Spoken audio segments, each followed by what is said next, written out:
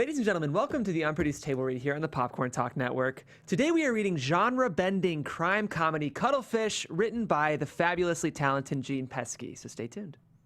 Welcome to Popcorn Talk, featuring movie discussion, news, and interviews. Popcorn Talk, we talk movies.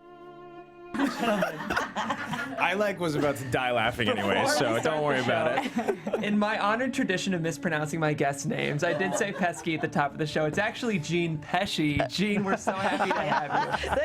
Thanks for having me. Yeah, you're welcome. Just so y'all know, I practiced like 10 times before we went live, and I think I'm good at this job except for saying people's names. So, Gene, thank you for being here. We're Thanks for really having excited me. to have you. We love the script. We're going to get more thanks. into it in just a little bit. But before we do that, guys, this is the Unproduced Table Read. My name's Jeff, apparently. My name is Jeff Graham. Thanks for being here. I'm surrounded by a group of talented actors who will be reading with me today. So, Andrew, let's start with you. Let us know who you're reading today and what your name is. Hi, I'm Andrew Guy. I'm the guy that couldn't not lie. At least you had words to say. I just had to sit here and smile. I couldn't even do that. So I'm Andrew Guy. I'll be reading the Cowboy. I'll be reading Duke. I'll be reading a few other characters in there, but the Cowboy is my guy. Hey guys, I'm Adrienne Snell. Kidding, it's Snow. I'll be reading Faye. I'm Roxy Stryer. I'll be reading for Ramona, Misty, and a couple other characters. What's up, everybody? I am Timothy Michael.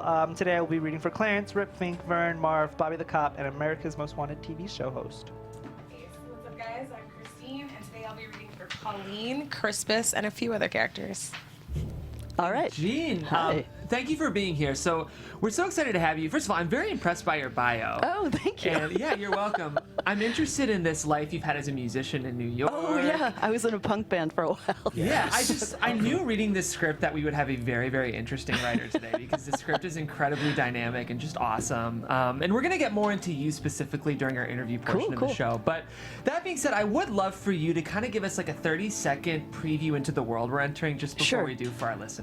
Sure. So you mean just kind of what the story's What about? the script is, yeah, exactly, yeah. So this is a dark comedy about a broke, bumbling dog groomer who has nothing going for her. She's being evicted. She might lose her job.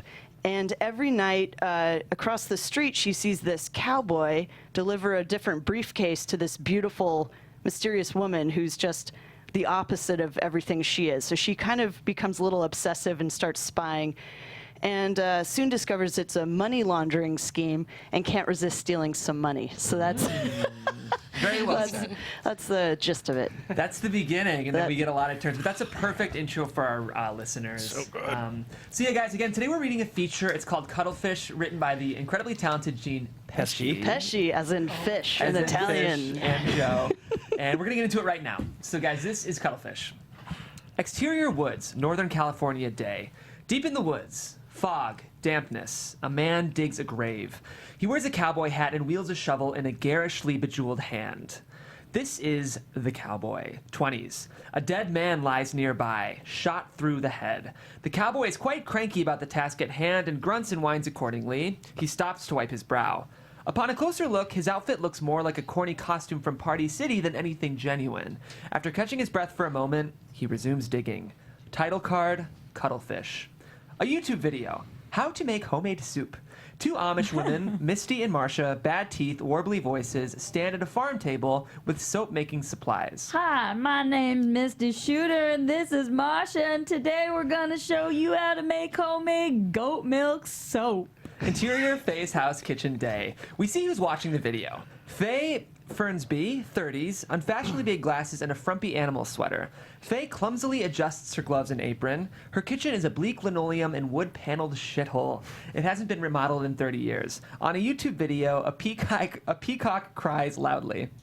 Looks like Enoch has come to pay us a visit. Faye chuckles to herself. Now just pour the lard into the pot. Faye begins to do this when, smash! Suddenly, from outside, a seagull flies straight into Faye's window and smashes through the glass like a bullet. Faye shrieks and she knocks over the crock pot. Crash! Lard spills everywhere. Faye catches her breath, unnerved and spooked. Oh, what was that? The seagull lies dead on the kitchen floor, a broken neck. Faye kneels down and examines it, brimming with pity. Now we hear the YouTube video. Now take your lye and careful, lye can severely burn skin. And cause blindness, truly. So wear protective goggles and gloves when making soap. Someone's at the door. Her dog, Henry, comes in and sniffs at the dead seagull. Oh, Henry, get out of here. Get out. Henry scampers away, tracking Lard through the house. Faye opens the front door, and there stands her landlord, 50s. He wears a turtleneck tucked into dad jeans with an earring. Hi, Todd. He observes the scene. Broken window, dead seagull, kitchen floor covered with lard. You've been served. He hands her an unlawful detainer lawsuit for eviction. Faye utters a guttural noise somewhere between anguish and the grunt of a mating tortoise. Faye, you're 4 months late on rent again. I just need a little time. I'm starting a new business. Oh, a new business. So I'm guessing the dog gnome lamp thing didn't work out. He turns to go. Faye presents him with a reddish bar of soap. It is sorely misshapen, but she holds it up like it's a masterpiece. My first prototype for Elegant Solutions. What is that, a liver in final stages of cirrhosis? He walks toward the car. Oh, wait, I might have... Faye fetches a piggy bank. She digs for the last of her cash. It comes to only $80 in crumpled bills. With an uncaring snort and a sneer, the landlord hawkishly plucks it from her hands and pockets it. Okay, that was just mean. You've got 30 days to vacate. Exterior Faye's house front door day. Eucalyptus, cypress, and palm trees slice through the dense fog. It's always foggy in this neighborhood. There's something kind of creepy about it. This is a small coastal town in NorCal. Run-down one-story shoeboxes pepper the gray landscape. Dilapidated with chipped paint, Faye's house bears the ravages of the harsh, salty wind. Fumbling for her keys, she notices. Today, the house across the street has a leased sign staked in its dead lawn. The windows are dark. Faye grunts with jealousy. No surprise there. That house is so much nicer than her own. Faye clicks her garage door opener.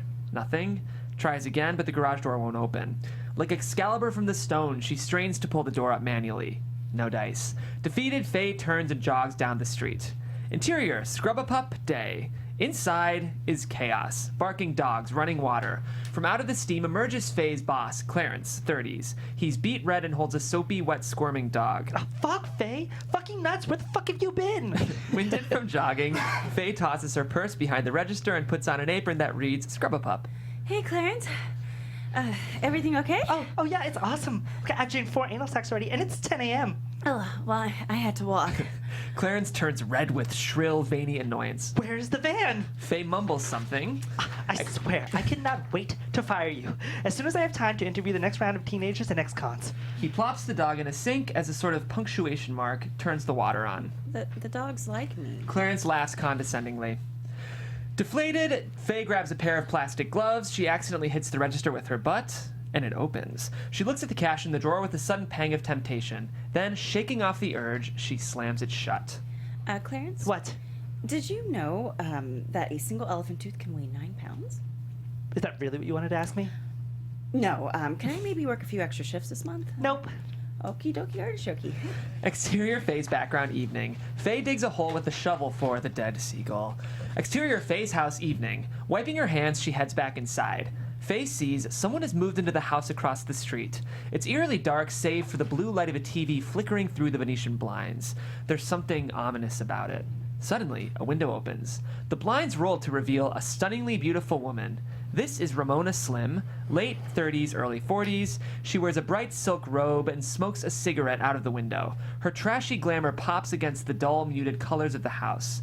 Faye is instantly struck. This woman is her polar opposite in every single way. So elegant, beautiful, tough, and Ramona looks up to find Faye ogling her. They make fleeting eye contact. Covered in dirt, shovel in hand, Faye sheepishly casts her eyes down and scuttles inside. Interior Faye's house kitchen evening. On the counter are a slew of final notice bills.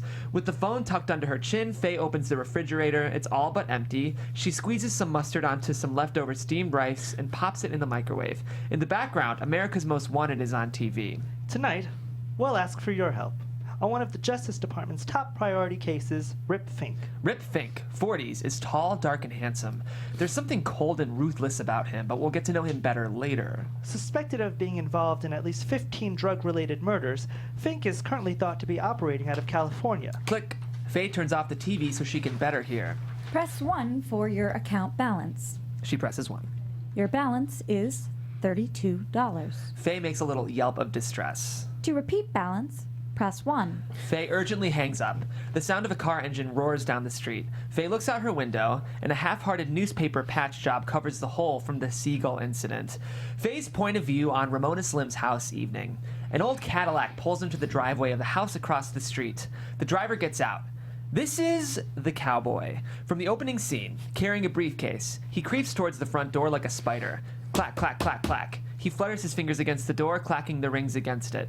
Suddenly, a light turns on from inside. Faye watches closely, intrigued. She pokes a small peephole through the newspaper patch job in her window and peers through it. Across the street, the door opens. Again, it's Ramona Slim. She looks both ways and lets the cowboy inside. Kitchen. Beep, beep, beep.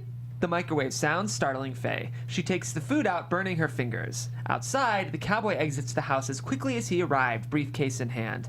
He drives off, and the house is dark again. Interior Faye's house living room night. The living room is a musty cave of shag carpet and crochet, fleas, and failed homemade projects. We see evidence of some failed career attempts. We see some evidence of failed career attempts, too. A stethoscope and a rejection letter from vet school. It's nearly 3:30 a.m. Slumped dejectedly in an armchair, Faye pets Henry lovingly with one hand and sips a margarita in the other. She watches an animal show on TV, and the host is a Safari Steve Irwin type. Cuttlefish are able to change their shape and texture to look like a variety of sea plants, animals, and even sand. They are nature's masters of disguise. During the mating season, some deceptive male cuttlefish will even make themselves look like a female, slip past the dominant males, and then mate with an unsuspecting female. Pretty tricky, if you ask me. Interior Faye's house, bathroom night. Faye flushes the toilet and looks in the mirror. She doesn't like what she sees. She grimaces a couple of different ways and makes ugly faces at herself. Faye sighs, disheartened by her own shabby reflection. She turns to leave, and the bathroom door is stuck. She's locked in. Honey, can you come let me out? Oh, I forgot I live alone. She jiggles the handle. With growing frustration, she rams her body into the door with all of her might, and it comes flying off the hinges. Faye and the door both come crashing down with a great thud. She lies upon the floor for a moment as the dust settles, and then she calmly walks into the kitchen and flatly pours herself another margarita. Her eyes drop down to the kitchen counter and onto her deformed, dog-shaped bars of soap.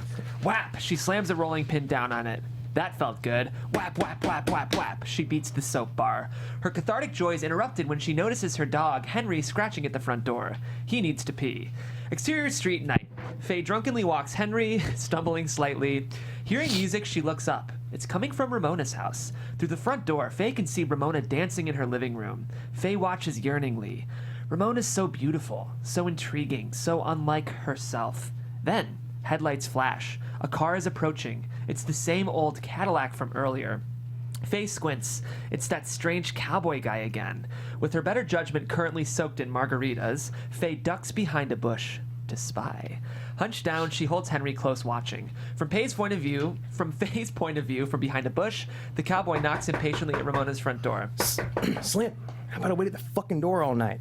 Ramona kills the music, and she opens the front door. Jeez, Ramona, about time. Faye has finally learned the mystery woman's name. Ramona. The cowboy hands her a briefcase, and she disappears into the house with it. The cowboy calls out to her. Oh, what a lovely view you have out your wide open fucking window. Close the blinds, dummy, are you stupid? The cowboy's posture and voice bear the unmistakable wobble of insecurity. No matter how hard he tries, he comes across as a bit pitiful. Ramona returns with a different briefcase and hands it to him. It stinks in this shithole. I wanted to air it out. Buy a fucking candle. The cowboy turns to leave, and from behind the bush, Faye's dog starts to squirm. She struggles to contain him, hushing him nervously. The cowboy absently places his cowboy hat atop his car, fumbling for his keys, and he suddenly motions across the street towards Faye's house. Who lives there? I don't know, some sad, frumpy old lady. Faye heard that, and it hurts. The cowboy gets into the car, looks at Ramona, and breaks into a lascivious smile. What are you so cheerful about? Does my uncle ever mention me? That's for me to know and you to find out. And with that, Ramona goes back inside, shuts the door. The cowboy is stung, but all he can do is yell at the closed door. You know, women have an expiration date. My uncle ain't always gonna like you the best. He'll drop you the minute he finds someone younger and hotter. Me? I'm not going anywhere. I'm family, bitch. In an attempt to make a cool exit, the cowboy peels out in his Cadillac, but it's more of a series of lurching skids. And in doing so, the cowboy's hat flies off the top of the car into a nearby bush. He forgot it was on top of his car. The cowboy speeds off, disappearing into the night. And all is quiet. Faye looks at the hat, looks at Ramona's house, and the lights are out. She emerges from her hiding place and slinks towards the cowboy hat. Closer, closer. Her eyes fixed on Ramona's window, waiting to be caught. Her steps sound so loud in the night. She picks up the hat. It's white and wide-brimmed, has a few stains, and then the sound of a car speeding towards her. It's the cowboy returning. Before she can think, Faye flees. She takes the hat and sprints back inside her house just in time. Heart-pounding, Faye closes the curtains. Through her peephole, she watches as the cowboy manically searches for his lost hat. He looks at Ramona's door, visibly annoyed, and she answers. Faye can hear a muffled conversation between the two of them. Suddenly, the cowboy stares back at Faye's house, and she ducks. Wild-eyed, she crouches, waiting, listening, until finally, she hears him drive away, and once again, all is quiet. Heart-pounding, Faye gingerly picks up the hat as if it's a delicate relic. She flips it over to see the bottom and yelps. Inside of the brim are pinned several dime bags of heroin and meth. Interior, Faye's house, living room, day. Faye plays the same song that Ramona was listening to the previous night. She unpins a bag of heroin from the brim of the hat and opens it. Smells it. Vinegar. And Band-Aid. Wearing the cowboy hat, she clunkily imitates Ramona's dance moves. She talks into a mirror and pretends to smoke a cigarette. Pure escapism. What are you so cheerful about? It stinks in this shithole. Faye bristles. Oh shit, who's that? She chucks the cowboy hat under her bed. Interior, Faye's house, front door, day. Faye opens the door nervously, afraid of who will be waiting on the other side, but it's only the garage door repairman. New garage door opener. He hands her a package, and Faye utters a cry of relief and joy. Sign here. He hands her a clipboard, smiling warmly. Feeling emboldened, she tries out her new Ramona impression. What are you so cheerful about? What? She instantly drops the act. I'm sorry, never mind. Total with tax comes to $78.47. The hole just keeps getting deeper. Do you accept hugs? Because I've got at least $78.47 worth. I'm just kidding, but can I offer you a gift certificate for a free doggy bath at the Scrub Up, or? I'm allergic to dogs. Okay, or the special edition calendar featuring gerbils in formal wear. It says 2015. I'll write you a check. Exterior, Faye's house, morning. Dressed for work, Faye points her new garage door opener at her garage. Click. Open sesame. It opens. However, behind Faye in the background, we see Ramona's garage door across the street open as well. Faye doesn't notice as she celebrates her own door opening. Oh, you're free. The Scrub-A-Pup van is bright green with the life-size plastic dogs bolted to the top of it. She pulls out of the garage and click, her garage door closes. Ramona's garage door closes as well. This time, Faye notices. Her head whips around in surprise. She experiments. Click, both garage doors opening. Click, both garage doors closing. Eyes wide, she looks down at the clicker. Suddenly, her dog, Henry, bolts out of a doggy door across the street, straight into Ramona's open garage. Henry! Faye leaps out of the van and runs after him. Oh, come back here. Exterior, Ramona's house, day. Faye treads carefully across the street, her nervousness mounting as she approaches. She gets a closer look at all the things she's been observing from afar. The blinds, a bit of chipped paint, a hook light. She knocks at Ramona's door. Deep breath, nothing. Hello? Is anyone home? No one answers. Interior, Ramona Slim's house, garage, day. Faye walks slowly into Ramona's garage. Henry, come back here. It's dark and musty, not much inside. There's a strange aura to it, as if it's a portal to another world. Interior, Ramona Slim's house, living room, day. Faye cagily slinks through Ramona's house. Pale green carpet, pink walls, sparse furnishings, an ashtray with cigarettes. Henry, where are you? Faye stands in the living room, the same spot where she often watched Ramona stand. She looks across the street at her own kitchen window. In the bedroom, she peeks inside Ramona's bedroom, and finally she finds Henry wagging his tail playfully. Ugh, there you are. Come on, let's get out of here. But something catches her eye. In Ramona's closet is a slew of glamorous clothing, low-cut dresses, high heels. Temptation wins out. Faye tries on a pair of high heels and looks in the mirror. Ramona's bed is not made. It looks recently slept in. Faye sits on it, feels the sheets, still wearing the high heels, and Henry trots into a back room. Still wearing the high heels, Faye follows. She stops short and her eyes widen. There sits a money-counting machine and several duffel bags full of $100 bills. Faye stands there, stunned. She paces for a moment, agitated, thinking. She looks down at the cash. Then, with missile-like speed, she plunges her hand into the duffel bag. She puts one bundle of $100 bills into her purse. That's $10,000. Thinks twice, grabs another one, and then 2 more. She tries to even out the other bundles to conceal the missing ones. Interior Ramona Slim's house, bedroom day. Heart racing. Faye puts Ramona's high heels back in the closet, unsure of the position where she found them. One next to the other, one tipped over. She can't remember. Haste wins out and she flees. Interior Scrub-a-Pup van day.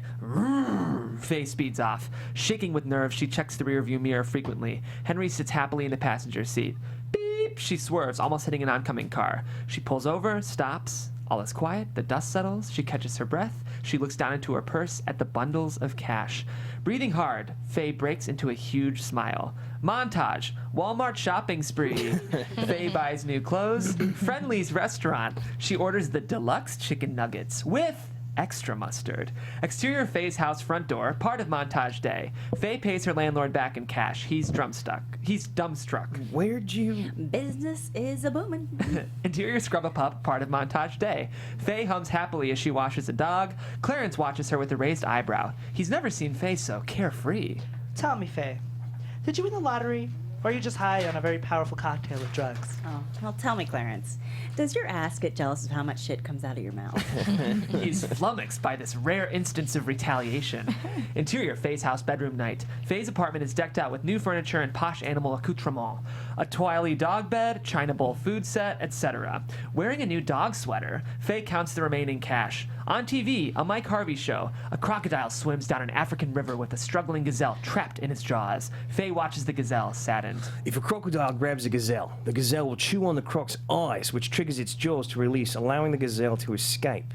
The eyes of the crocodilian are its most vulnerable part. The gazelle does just that and scrambles to safety. Relieved and rather galvanized, Faye returns to counting the cash when, suddenly, she hears the front door swing open. A man is in the kitchen. Faye freezes, terrified. Huzzah! She sees a mustard yellow sports car parked out front, a jiggling rubber snake tied to its back bumper. Oh, it's only Duke Taylor, 30s. He is a sleazy former fling. He wears a tacky suit with a name tag. Duke? What are you doing here? Faye quickly hides the cash and joins him in the living room. I was in the neighborhood. I wanted to see if I could interest you in a little poke in the whiskers. Oh, God. I haven't heard from you in 6 months. He ignores her, looking around. Whoa, what's with all this fancy stuff? Henry the dog bolts out of the front door. Henry! Shit, why don't you got him tied up or something? She manages to retrieve Henry, yammering awkwardly. It's okay. He always does that. I had to get him a special collar, GPS on it. You know, I could track him to Timbuktu if he really got away. So boring. Come on, don't tell me you actually have something going on tonight. Yes, I do, actually. My friend, Ramona, wants to hang out. This Ramona, does she live in a cage at the SPCA? No. She says I make her laugh. Duke pulls her into an embrace. Just wanted to see you. Is that so bad? This melts Faye's resolve. It feels good to be in someone's arms. Anyone's arms. But no, she must have self-respect. No, not this time. That's not enough to draw this little squirrel out of the tree. Bedroom, they have sex. It's over very quickly and joylessly for Faye. Duke is a 2-pump chump. He heaves. Well, that was fun. Yeah. Faye cuddles up to Duke, wanting to be held, and he does not reciprocate, so she recoils. Duke. Oh, God, please don't start crying again this time. Duke makes no effort to hide his lethargy. He looks at his phone and pulls up his pants. Well, do you think you could at least pay me back now? For when I covered your rent a few times in a row? Wow. Thanks for the surprise attack. That's really cool of you. Never mind. Sorry. And it's not like you need it. Faye's desperate to capture his interest, to impress him. Well, you know, the heroin business has been lucrative. What? Meth? Right. Okay. Catch you later, crazy. She tosses the cowboy hat to him, and Duke is agog. Where would you get some heroin? From up a dog's ass at the Scrubber Pup? Faye likes this attention. She smiles coyly. That's for me to know and you to find out. You bad girl. What? No. Me? Come here, hot stuff. He pulls her into an embrace. Later, Faye awakens. It's dark, and she hears someone in her living room. Seated in a lounge chair is Ramona Slim. Faye enters cautiously. Good afternoon. Faye Fernsby here with Elegant Solutions. Ramona is admiring Faye's basket of dog-shaped soaps. Does everyone know you are this talented, or do I get to take credit for discovering you? Come here, hot stuff. Faye turns around. On the couch is Mike Harvey, the TV host from her favorite show, wearing his characteristic safari outfit. Faye sits next to him, red smoke billowing about them. There's a hot air balloon out back. It was given to me by the silver-lipped oyster. Let's go. We can start over. We can start over. Did you know that deer have no gallbladders? Suddenly, an ear-piercing scream. Interior Faye's house. Faye sits up with a jolt, rattled. Duke? Duke is gone. She's alone in the bed, and she turns on a dog gnome lamp, and the TV's on. This is the classic American bullfrog. If you put a frog in cold water and heat the water gradually, the frog won't feel it boiling, and it won't try to escape. It'll get cooked alive. Interior Faye's house, kitchen, night. Through her peephole, she sees a blue car tear out of the driveway, screeching tires. A pale little stick comes flying out of the passenger side window. A cigarette? The house is dark, all is quiet. Unnerved and racked with guilt, Faye breathes hard. Exterior street, morning. Agitated, Faye walks her dog, Henry. She hasn't slept and looks like hell. Henry stops to poop. Faye waits nervously, continually glancing up towards Ramona's house. The lights are out, quiet. Okay, hurry up, boy. Hurry up, Henry. She looks down. Henry has something in his mouth. What is that? What are you eating? Drop it. Drop it. Henry drops it, Faye shrieks, and it looks like the top knuckle of a well-manicured woman's finger. In an instant, before Faye can really register what she's seeing, Henry bites the finger again and swallows it. Oh, God, holy mackerel. She backpedals rapidly, nearly falling over, and she looks up at Ramona's house, terrified. Interior, Faye's house, kitchen, day. Faye paces tensely, watching Ramona's house, waiting. Then Ramona's garage door opens. Ramona speeds off down the street, her garage door closing behind her. Interior, exterior, Ramona Slim's garage, day. Carrying a doggy bag of cash, Faye scampers to Ramona's garage door. Click, it opens, as well as her own in the background. She enters. Click, the garage door closing behind her. The garage is dark and reverberant. Again, it feels like the gateway to another world. Interior, Ramona's house, day. Faye skulks through the house toward the back room. The door is closed. Heart pounding, she opens it. No one is inside.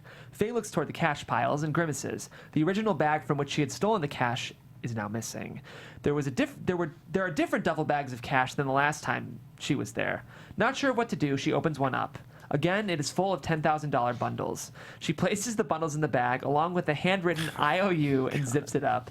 Interior, Ramona Slim's house, living room, day. She tiptoes across the carpet, breathing hard when, outside, a car pulls into the driveway. Panicked, Faye lunges left, then right, unsure of what to do and where to go. She scurries toward a back door, and she pulls, grunting. The back door is stuck. She can hear a key turning in the front door, and frenzied, she sprints into Ramona's house, Ramona's bedroom, and hides in the closet. She hears the front door open, the footsteps of two people. Ah! Through a slit in the door, Faye can see what's happening. Faye's point of view. Through Ramona's closet, day, two men calmly take a seat at the kitchen table. The man is well-dressed and strikingly handsome. We've seen him before. This is Rip Fink 40s from the America's Most Wanted TV show. A forgotten cigar burns behind his fingers. The second man is Bruno, 70s. He used to be a fearsome crime boss, but now he acts like some sort of senile dove. He stares blankly into space, blinking slowly with a docile smile. His shirt is tucked into his pants all the way up to his chest, and he absently rests his gnarled claw upon a cheap-looking cane. The two men sit quietly waiting. Then, without warning, Bruno lets out a single sustained high note, as if bursting into the first note of a boy's choir. Ah!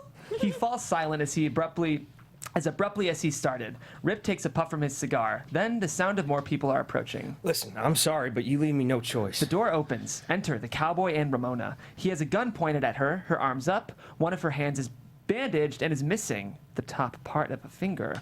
the sight of which makes Faye quiver and cringe. Why don't you pour yourself a drink? Interior Faye's house living room day. From in the living room, we can see the closet where Faye is hiding in the background. Please. Don't do this to me. You're making this very difficult for me. He itches his forehead with his gun. You know what? Pour me one, too. This has been a heck of a day. Ramona's face is clenched with dread as she pours 2 whiskeys. The cowboy absently wipes dust off the mantle with his finger. I mean, what would possess you to skim? What happened? You get dollar signs in your pretty eyes? I don't know what happened. Well, maybe that 40 grand just grew 2 little green legs and walked out the fucking door. From inside the closet, Faye despairs. This is all her fault. Hello, Ramona. Both Ramona and the cowboy whirl around in shock. They clearly didn't expect company. There in the kitchen are Rip and Bruno. An icy doom falls upon Ramona. The gun still pointed at her, the cowboy signals for Ramona to walk into the kitchen. Arms still up, she treads carefully. The cowboy visibly fears his uncle, Rip, but also craves his approval. I caught her. She was ditching the car at the train station, she was, but Check I... outside. The cowboy obediently looks through the blinds across the street at Faye's house and up and down the street. Please, Rip. Come here. All clear. I can get you the money. Just give me one more day. Rip sounds as harmless as if he were encouraging a puppy to jump on the couch. Come here.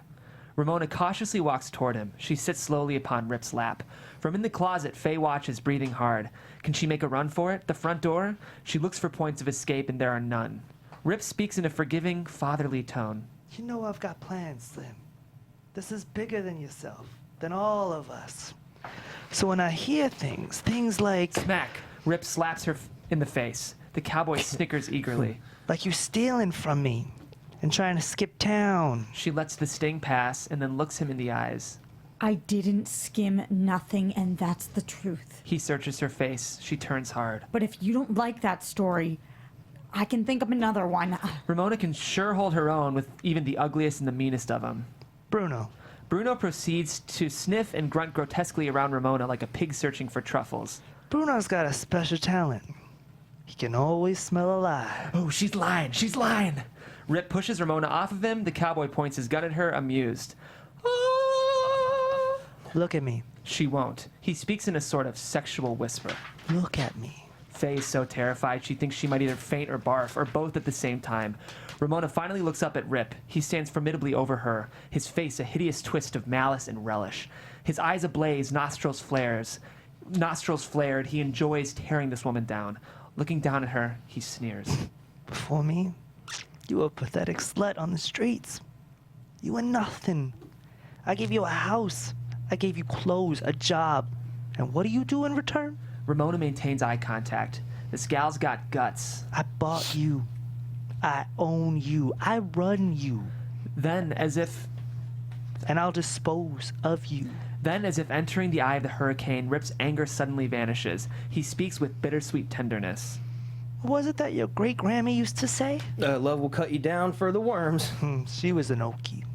Had funny sayings like that. He violently shoves the cigar back into his mouth. Come on, Bruno. Rip gives an entrusting nod toward the cowboy. The level to which this sends the cowboy over the moon suggests it's the first time he's been entrusted with such a task. He beams with wretched overeagerness and gleefully points his gun at Ramona. Both Rip and Bruno exit. Today was good. Today was fun. Tomorrow is another one. They drive off, quiet. Deep breath, Ramona leaps to her feet, springs into action, and the cowboy trips her. She stumbles into the living room. Look, you don't have to do this. You gonna cry and stuff? Get all pathetic? He follows her. She crawls away, attaching a silencer. Let me go. No one needs to know. You think that'll work on me? You think you can outsmart me? Dummy? Then, boom! The cowboy thrusts his boot down upon Ramona's leg, like he's trapping a cockroach. She screams. Oh, you can scream all you want, but no one's gonna come. No one is ever gonna come for someone like you. You're all alone. This hits a little too close to home for Faye. Ramona's not alone. Not this time. Faye looks around the closet, and the cowboy holds Ramona in place, enjoying himself. I'm begging you. He cocks the gun, full of nervous laughter. It's just kind of funny. I mean, here you are now, and in 20 minutes, you'll be in the dirt. I dug the hole myself, but I won't always have to dig holes. My uncle says I have good leadership qualities. He aims the gun. See? I'm what they'd call cold-hearted. Ramona closes her eyes, teeth clenched, adrenaline taking over, and Faye comes tearing out of the closet, screaming, coat hanger in hand. What? Faye whips the cowboy's face rapidly with the coat hanger. Bewildered, he points the gun at her. Then Ramona smashes the bourbon bottle against his head. The cowboy collapses to the floor, groaning. Faye grabs a lamp and throws it. It hits the cowboy in the foot and shatters. Panicking, she looks around the room for something else. The cowboy can't see, blood in his eyes, and bam! Ramona hits the cowboy in the head with a book. He collapses, knocked out cold. Faye heaves with relief, her heart pounding, and she can't quite get a full breath. I think I'm having a panic attack. Who are you? Faye bends over, trying to catch her breath. She lifts a finger as if to say, just give me a sec. Who's talking? Who's talking? Ramona looks at the cowboy. He's still unconscious, and she grabs his gun and points it at him. You're that weirdo across the street. What are you doing here? Faye takes the cowboy's unfinished whiskey, swallows it down, and gathers her senses. Okay, I'm better. I'm better now. A phone begins vibrating under a sentimental ringtone. Ramona and Faye look at each other, then towards the cowboy. The buzzing phone is in his pocket. Ramona pulls it out and looks at the incoming number. Dread grips her. It's Rip. The phone stops ringing and a text appears. Vern is coming to collect the money. Ramona drops the phone aghast. We gotta move. Oh, what do we do with him? She points to the cowboy. Is he dead? No. Well, are you gonna?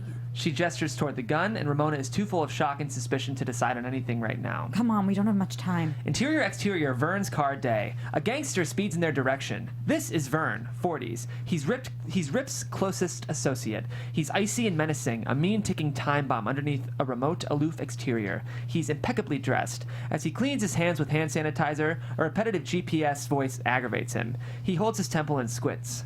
In 100 feet, turn left onto Lincoln Avenue. In 50 feet, turn left onto Lincoln Avenue. In 20 feet, turn left onto Lincoln Avenue. Interior Ramona Slim's garage, day. Ramona and Faye lift the cowboy's unconscious body into the trunk of his car. He's gagged and bound with duct tape. His keys. Ramona searches through his pockets, takes his keys, and Faye watches transfixed. Turn the radio on. Faye turns the car radio on, and she's weirdly upbeat, her adrenaline pumping. She feels alive, brimming with a sort of Ed Wood enthusiasm. Do we drive it somewhere? Like leave it under a bridge or something? Ramona slams the trunk shut and paces, agitated. There's only one road out of here. They'd intercept us. They're gonna be here any second. Let's go to my house. Across the street? There's no time. Ramona's torn between her distrust and overall desperation. She searches Faye's face for a tell. Who do you work for? The scrub-a-pup? Back room, Faye looks purposefully at the many duffel bags of cash. She picks two up. Ramona's garage, loud music vibrates through the trunk where the cowboy remains gagged and bound. Thump, thump. He tries to escape. Exterior Faye's house, day. Faye scampers across the street carrying two duffel bags of cash. Ramona watches Faye closely, not sure of what to make of her. Faye throws the duffel bags into the scrub-a-pup van. This is suicide. But he was gonna kill you anyway, so may as well, you know? Interior, exterior, Vern's car, day. Vern is even closer. In 1 mile, destination will be on your left-hand side. Exterior Faye's house, day. They now both carry duffel bags of cash across the street. Ramona's limp slows her slightly. Interior Faye's house, garage, day. They throw the final duffel bags into the van, numbering 6. Ramona winces. Her leg hurts. I have a question. Are you just naive or certifiably insane? Faye laughs and stammers awkwardly, trying to be clever, loving the attention. Both. Yeah, both. No, I'm just kidding. They hear a car approaching, and Faye fumbles around for the garage door clicker. How do you close it? Close it! Click. Faye closes the garage door. Creak, grind. It closes just in the nick of time. Exterior Ramona's house. Vern's blue car pulls into the driveway. Interior Faye's house. Garage, day. Faye and Ramona crouch silently in the dark, paralyzed with fear, listening. Time stands still. Exterior Ramona's house, day. Vern gets out of the car and hears music blasting from inside Ramona's garage. He goes to the front door, unlocked, and he pushes it open. Interior Ramona's house, living room. Vern walks through the house, treading carefully. He stops and sees broken glass, bourbon, and blood from where the cowboy was knocked in the head. The cowboy's gun lies nearby. Vern stealthily picks it up and cocks it, now holding a gun in each hand. In the back room, he sees all the duffel bags of cash are gone. This is bad news. Ramona's garage. Vern looks around suspicious. The car is locked, but the radio is blaring. He smashes the driver's side window and turns off the music in the car. He listens and hears the cowboy groaning and pops the trunk. Vern sneers disdainfully. There lies the cowboy, piteously writhing in the trunk. Vern rips the duct tape off of his mouth. Upon the sight of Vern, the cowboy trembles. His insides turn to jelly. He sounds as if he swallowed his tongue. I'm sorry. Please. Vern speaks sparingly and softly. He has a New York accent. Get out. Interior Faye's house garage day. Faye and Ramona listen intently. They trade looks. Interior Ramona's house day. The cowboy sits shotgun in Vern's car and holds his wounded head grimacing. Vern gets into the driver's seat. Interior Faye's house garage day. Faye accidentally knocks over a bucket. It crashes loudly. You fuck. Exterior Ramona Slim's house day. Vern stops. He looks toward Faye's house. Interior Faye's house garage day. Faye and Ramona hear footsteps outside. Shh. The shadow of 2 feet stops at the base of the garage door. Henry, the dog, starts barking. Faye and Ramona wait, terrified. The feet continue on past the garage door. Exterior Faye's house day. Vern peers in the house and sees Henry barking. Satisfied no one is home, he leaves and gets into his car. Interior Faye's house garage day. Faye and Ramona hear the sound of the car drive off. Interior Faye's house living room day. Quietly, they creep inside Faye's living room. Suddenly, Henry the dog excitedly greets them. Ramona gasps in surprise. No, it's only Henry. Ramona slumps onto Faye's couch. Her leg is bothering her. Faye closes the curtains, making sure to conceal her handcrafted peephole. Do you think we draw more attention if the curtains are closed, or should I leave them alone, or... You want a drink? Because I do. She turns to find that Ramona is staring straight ahead, lost in thought. Interior, exterior, gangster's car, day. The cowboy and Vern drive down the road. The cowboy's head throbs and he's clearly afraid to speak. Can I have my gun back? Vern's face is a solemn mask. He retrieves the gun, cocks it, and points it at the cowboy's head. The cowboy shrivels. I don't know what happened. It's like she just came out of nowhere, man. His voice constricts with terror. Are you gonna tell Rip? Then suddenly, wheels screeching, Vern does a U-turn, and without a word, he's suddenly speeding back in the direction from whence they came. Interior Faye's house living room day. Faye pours 2 whiskeys, and she points to the broken bathroom door lying on the floor, busted off of its hinges. If you have to use the bathroom, don't worry. I won't peek. Ramona doesn't respond. She lights a cigarette. Her hands shake so badly that she can barely hold it. Now that's it. Now that it's quiet, everything is sinking in at once. What if you hadn't been there? What if... If ifs and buts for cherries and nuts, we'd all have a Merry Christmas. Interior gangster's car day. Vern puts the car in neutral and rolls towards Faye's house. He gets out and hands 1 gun to the cowboy. Keep this running. He heads for Faye's house. Interior Faye's house living room day. Faye hands Ramona a whiskey, who grabs it with her 4-fingered bandaged hand, winces, and uses her other hand. There's only one road out. They're gonna realize we're still back here in one of these houses. Ramona goes to turn off a nearby lamp to darken the room. No, stop. Ramona stops with the start. Faye rambles nervously. I've had that lamp on for 10 years and never once changed the bulb. It's bad luck to turn it off. Something bad will happen. Well, I hate to ruin our perfect fucking day. In the background, we see a man's finger extend through the peephole. It's Vern. He maneuvers the curtains out of the way so we can see inside. His eye appears through the hole. Ramona solemnly swallows down her whiskey. It's a marvel of science, really. I wrote a very flattering letter to the light bulb company about it, but they haven't written me back. Faye whips her head around sharply like a bird of prey. Ramona is grim. Were you expecting someone? Oh, it's Wednesday. It's just my ex-boyfriend Duke. He said he was going to stop by. Ramona is certain that Faye has betrayed her. She doesn't know where to turn and sprints out of the living room. Faye peers through the peephole in the front door. It's not Duke. It's Vern. She whimpers with dread and shakes her wrists. Boom! Vern kicks the door open. Hysterical, Faye runs in circles in the kitchen. She rifles through a kitchen cabinet. Boom! Boom! Vern tries to kick the door down. Faye's bedroom. Ramona hides under a bed, breathing hard, terrified. In Faye's kitchen, boom! Shaking, Faye pours a bottle of lye from her soap-making kit into a pot. She fills it with water. Blam! Vern shoots a hole through the door lock. The door swings open. Carrying the pot, Vern slips into the living room and Vern enters stealthily, gun cocked. Faye's living room. Faye breathes hard, shaking like a leaf. She lies in wait just around the living room entrance. In Faye's kitchen, Vern kicks open a bathroom door. Gun cocked, nothing. Slim? You here? Come on out. He creeps into the living room, and Vern turns red, and splash! Faye swings the pot, throwing the toxic lye water directly into Vern's face. He screams in pain, blinded. Bam! His gun explodes. Faye ducks, and the bullet lodges into the wall. Go, go! Ramona squirms out from under the bed, and Faye grabs Henry. She and Ramona sprint into the garage. Get in. Faye clicks the opener and the garage door seems to open in slow motion. They get into the Scrub-A-Pup van. Exterior Faye's house day. They peel out and tear down the street. Exterior Vern's car day. Back in the blue car, the cowboy sees what's happening. He points his gun but can't get a shot off in time.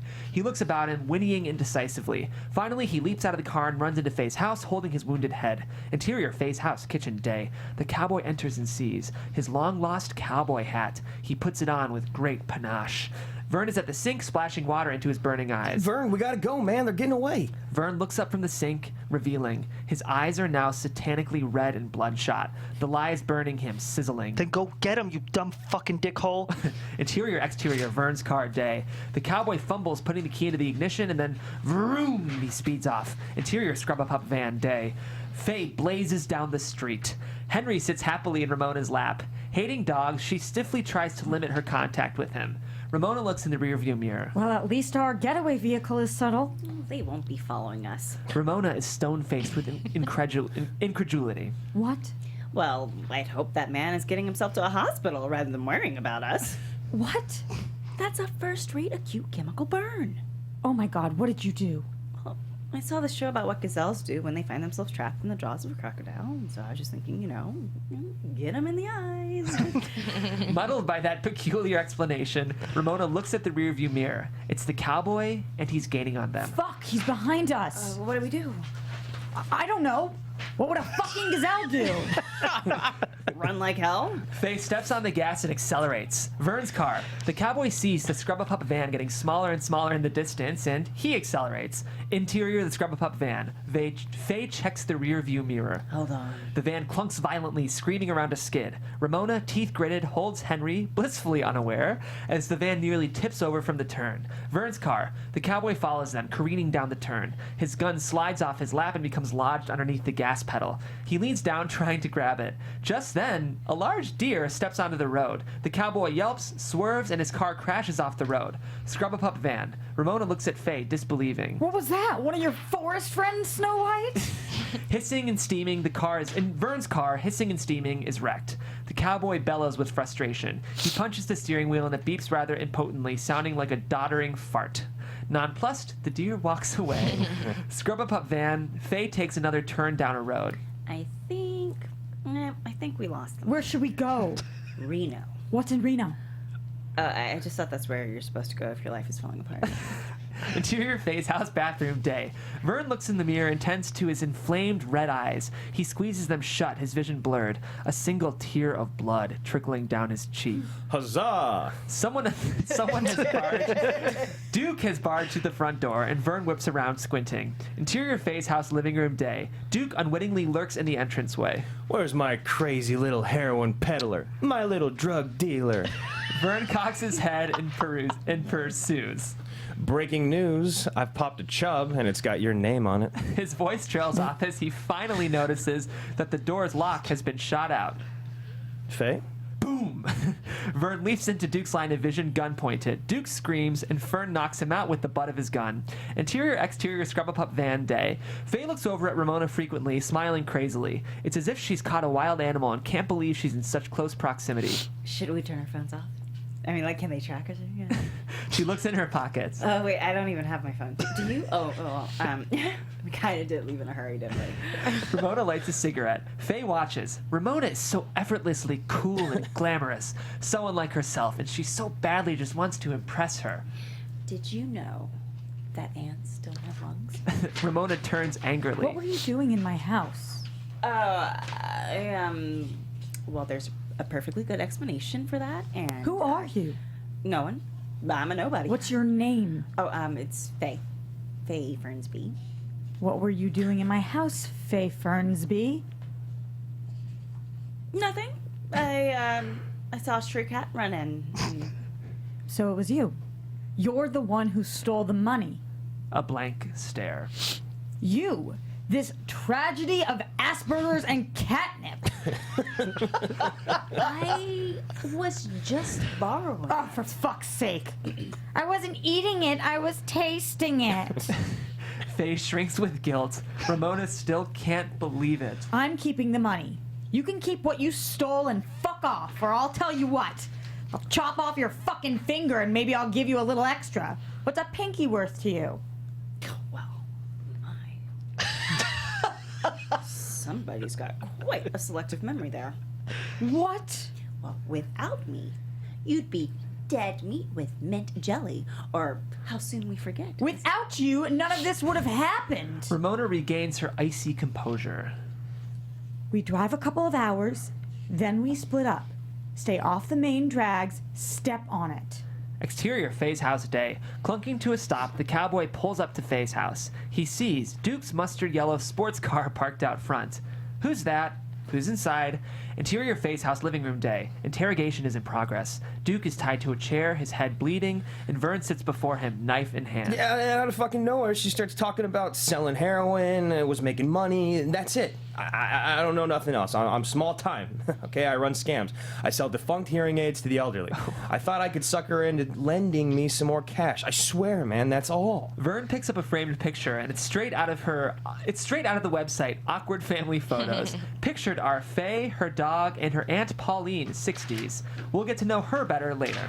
He points to Pauline. Who's that? I don't know. Then the cowboy enters hesitantly, gun cocked. When he sees what's going on, he instantly relaxes. He plops down onto the couch with a great cloud of dust. Well? Oh, they got away. Vern smiles as a single tear of blood drips from his afflicted eyes. Both Duke and the cowboy are gobsmacked. Smash! Vern throws the framed picture at the cowboy. Jeez, I'm so glad I came back, asshole. Vern hands the knife to the cowboy. Take a finger at a time till he talks, you dumb fuck. Duke shrieks in horror. The cowboy heaves a sigh. Fun never stops around here. Vern exits, and we hear him on the phone, reporting to Rip. One of the bitches blinded me. The cowboy brushes the broken glass off of his shoulder, his ego bruised, and he rather lethargically looks through Faye's drawers for information, a clue, anything that could help. Look, I'm telling you, man, I don't know where'd she go. I seriously don't. I just used to boff her, man. She was just an easy lay, you know, one of them low self-esteem cases who can't say no. She's a fucking loner, man. Her only friends are dogs. This dogs. triggers a thought for Duke. Her dog. The cowboy points the knife toward the framed picture as if to say, "This dog?" The collar, it has a GPS on it. You can track it. She never goes anywhere without that fucking dog, man. You track that collar, you'll find Faye Fernsby. The cowboy looks toward the kitchen. Vern didn't hear that. Now will you let me go? Please? I can tell you're not like him. What'd you say? This is a slur against his character. This is precisely why no one takes him seriously. As if spring-loaded, he raises the knife and Vern dries his hand with a kitchen towel, hearing Duke scream. Duke writhes, sputters, and faints. A little finger rests upon the floor, blood spraying from Duke's unconscious missing digit. Vern enters, towel still in hand. He dispassionately surveys the gory scene. You get anything? Nope. Concealed in his hand, the cowboy holds a piece of Scrub-A-Pup stationery with login and password info scrawled across it. It reads, "Find Fido.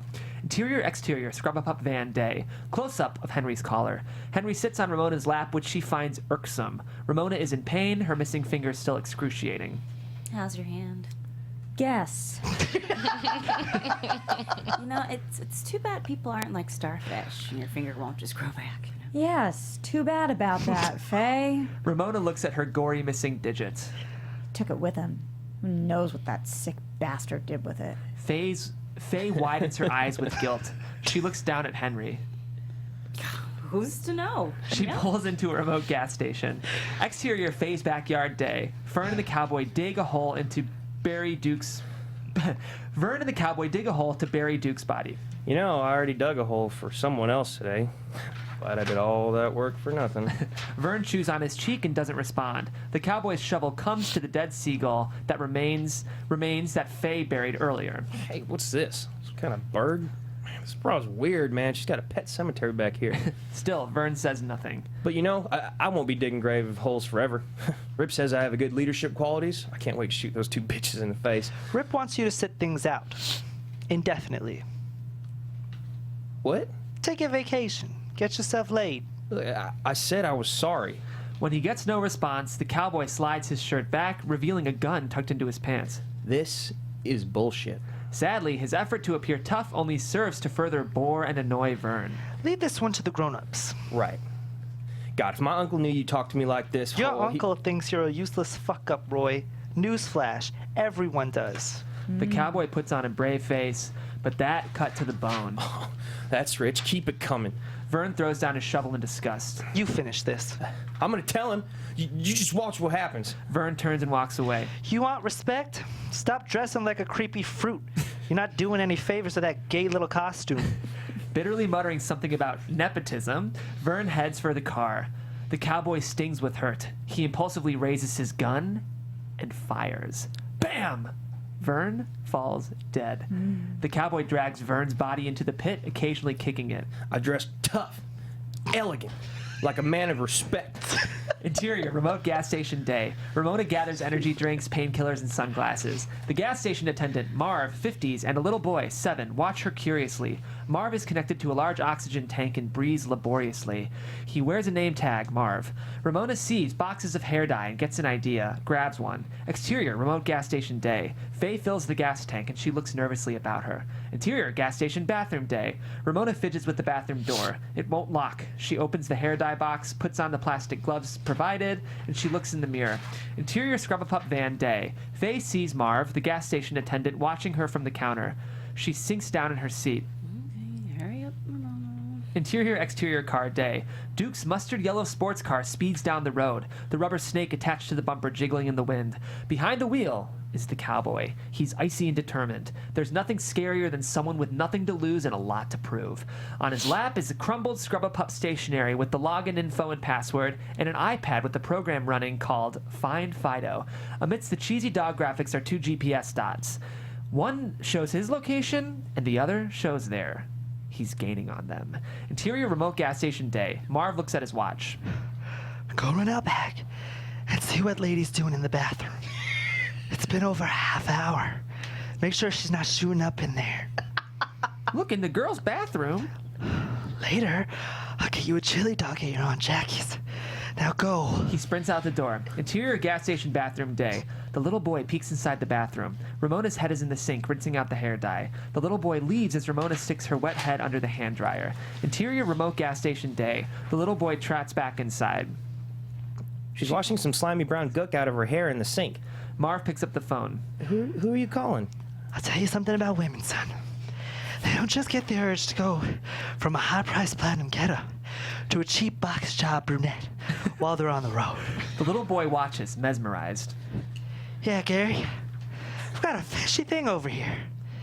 Yes, again. Out the window, we see Ramona, now a brunette, heading toward the Scrub-a-Pup van. Interior, Scrub-a-Pup van day. Ramona hops in the van, and Faye is incensed. What's the deal? You took forever. Oh my God, your hair. God, I was wondering what you were doing in there, pinching the biggest loaf in history or something. Take me to the nearest used car dealership, and then we go our separate ways. Oh, what about your car at the train station? That's the first place they'll stake out. Go. Faye drives off. Her time with Ramona is coming to an end. Interior, exterior car day. The cowboy is getting closer. He steers with his gun in his hand and passes the gas station, which now has a police car parked at it. Interior, remote gas station day. Police officer Dwight, 30s, speaks with Marv at the counter. As Marv cries wolf on a weekly basis, Dwight is bored but dutiful. What these criminals don't realize is that I have a sixth sense about their fiendish minds. Okay, Marv. I'll follow this one with all the others. You should put me on the force. See you around. Aren't you gonna ask me for a description? Dwight humors him. He motions for him to continue. Well, she had a limp, and she was blonde. But now she's Revlon color 6. French roast brown, number 57. Interior, exterior, Scrub-a-Pup van day. Faye drives, and we catch her in mid-conversation. Well, if you don't know your spirit animal, there's an online quiz you can take. Ramona doesn't respond. She applies lipstick in the mirror, and in turn, Faye mimics her with some chapstick. Cowboy's car.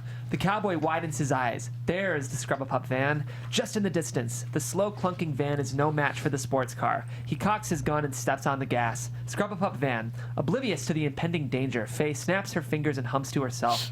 Ramona rolls a sticky lint roller along her clothes, removing the dog fur. Did you know that a housefly hums in the key of F? Henry tries to jump onto Ramona's lap, but she pushes him off. This shocks Faye's sensibilities. Oh. Do you see what I'm trying to do? Faye swiftly pets Henry as if to apologize for Ramona. You know, you really gotta try and relax. I saw a documentary about the result of long-term stress on primates. And then there he is, the cowboy in the rearview mirror. It's him behind us. Faye becomes grimly focused. She floors it, pushing the clunking van to its max. Horse make tracks. Scrub-a-pup van, cowboy's car. The cowboy rolls down the passenger window, cold-blooded determination. Faye focuses on driving while Ramona shrieks. How did he find us? I mean, how? The cowboy edges up alongside the Scrub-a-pup van. Faye and Ramona scream. He cocks the gun, aims at Faye, is about to shoot, and he loses control of the vehicle. Cowboy's car. He puts the gun down, swerving, needing 2 hands to drive. He evens out and accelerates again when sirens. It's police officer Dwight from the gas station. Are you fucking kidding me? The cowboy pulls over, and he watches with great exasperation as the Scrub-a-pup van speeds off into the distance. Police officer Dwight comes to the window. Afternoon. You know why I'm pulling you over today? Yeah, pretty sure I have an idea. Scrub-a-pup van. A 2-shot. Ramona and Faye's eyes dart back and forth towards the rearview mirror. They're stunned. They watch as the police officer pulls over the cowboy. I'm not gonna lie. I might, Ralph. Well, do it in your hand or your lap or something. We're not pulling over. Cowboy's car. Agitated, the cowboy hands his license to the officer. Just give me a ticket. I got a family emergency thing. Ticket? Mr. Roy Grorky. Roy Grorky. That's a mouthful, huh? Say that 3 times fast. Mr. Grorky, you're facing a reckless endangerment charge. You're going to need a qualified criminal defense attorney. The cowboy offers a tight smile and swiftly raises his gun. But the police officer reaches for it and cut to black. Bam. Interior, exterior, Scrub-a-pup van, night. Night has fallen. Ramona lights a cigarette. How far north are we? She looks over at Faye, who's nodding off at the wheel. She punches her in the arm. Hey! I'm sorry. For fuck's sake. I was dreaming I met someone who loves mustard as much as I do. Ramona has no interest in bonding. I like mayo. You know, what the fuck is wrong with you? Nothing. I'm enthusiastic. I actually won most enthusiastic in the 3rd grade, and I have the t-shirt to prove it. Don't you see that we're fucked?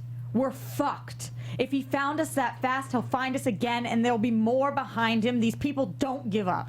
Ramona finally succumbs to her nerves. You know what? Fuck it. What does it matter? We're all just alone in this shit. We're all fucked anyway. The East and West Coast are gonna sink into the ocean. The polar bears are gonna drown. The Earth is gonna plunge into famine. All we can do is this lonely, rotten world is look out for number 1. I'm so tired.